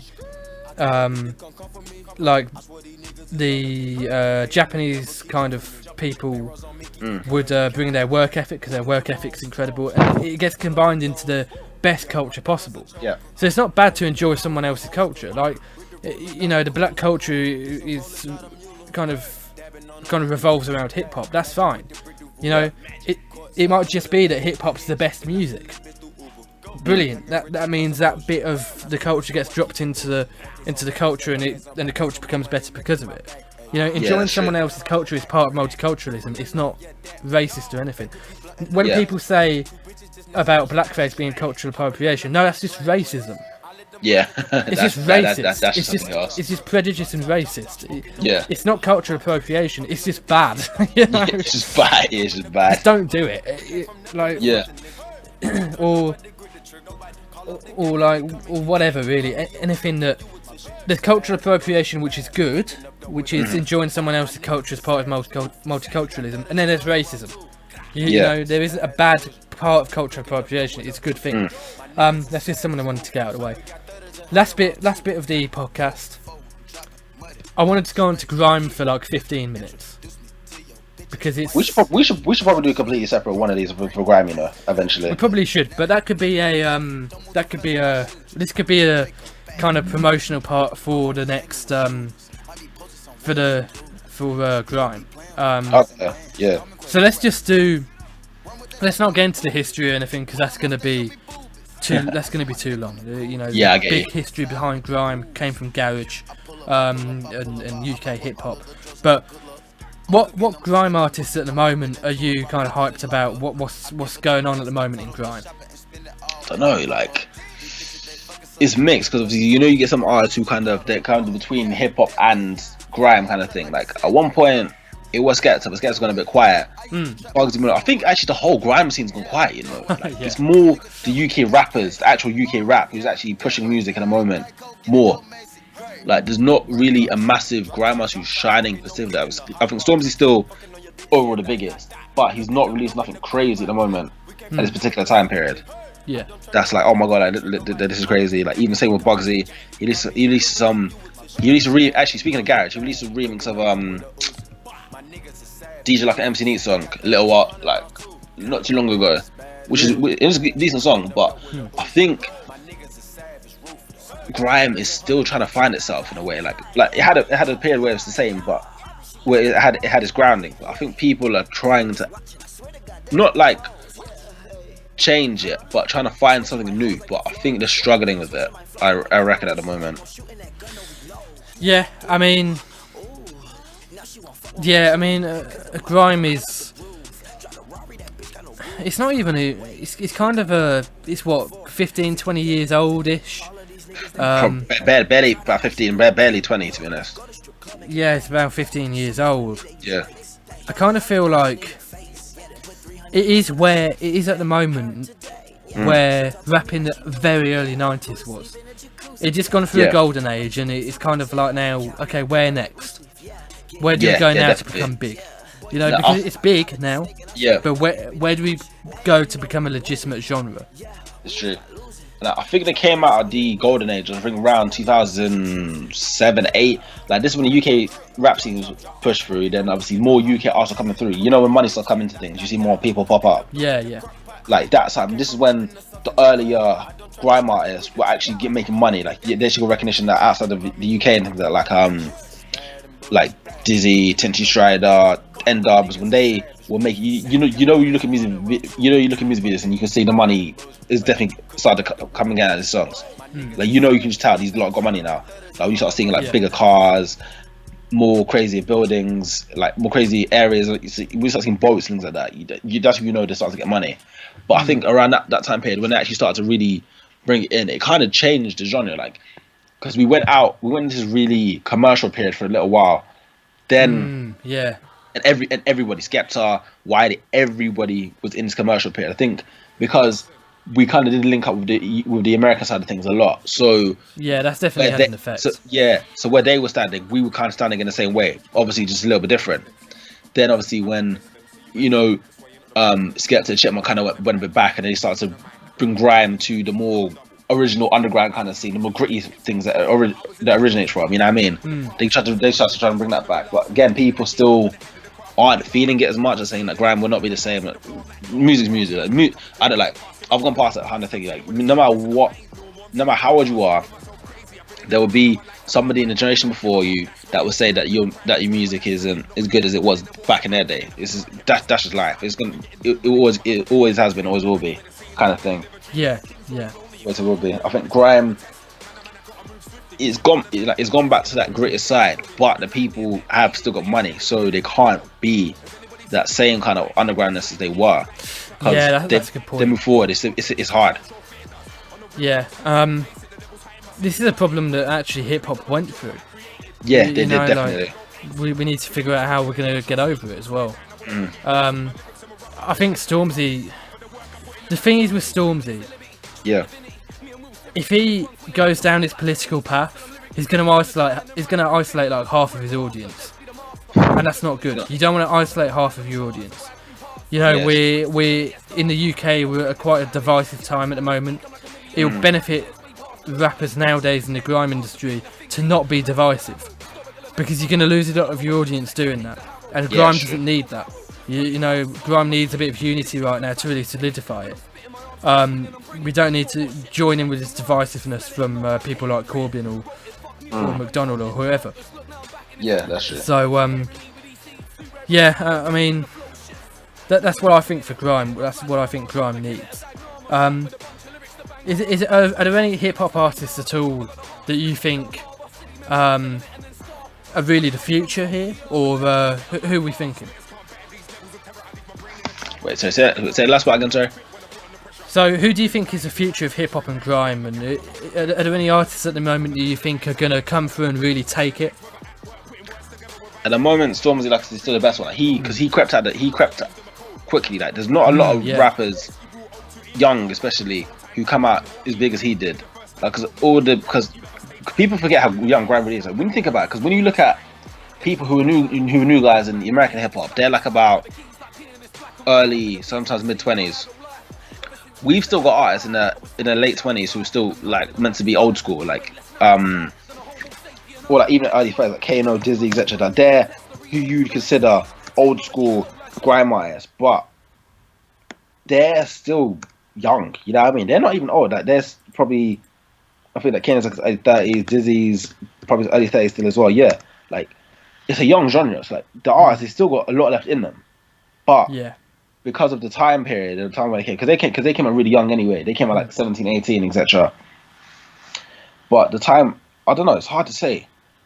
Like, they've not got past the peak, but there's not enough new people coming in and staying. That's the problem. Like we have people who will come in with a couple bangers and then they'll be gone. Yeah, yeah. That happens too much. That happens too much in UK music. That's why nobody sticks. Like everybody who you consider the best has already been around for like a good 5 to 10 years, except for only exceptions to Stormzy. Yeah. I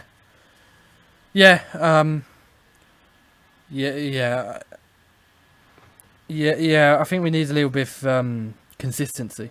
Yeah, it's a problem. Like I don't, because it's hard to make it in the UK music in any way. For starters, like it's competitive. Like obviously you listen to some underground channels, like you got like obviously JD Media, you got Graham Daily, you got SVTV, Link Up TV, etc. Like, you listen to the artists that you got in there, and they're good artists, but not enough of them are making it in a bigger scene. That's the problem. You got have you seen the grime media company from Blackpool? Never mind that. Never mind that. Oh man, that was anyway. I want to thank you for coming on because that was the last part of it. It's cool. It was a pleasure. I just want to remind the people at home to like this on YouTube, to share this on all the social media platforms, on Facebook, on Twitter, on Snapchat, on Vimeo, on WhatsApp, on what was the old one? What's that? MySpace. That's the one. Share it on MySpace. You know, real shit. Who's still using? Oh, never mind. Like it everywhere. Tell your friends about it. Tell your grandma about it. She'll love this kind of thing. Thank you for coming on again. Say goodbye to the people. It's cool. See you later, people. See ya. Peace.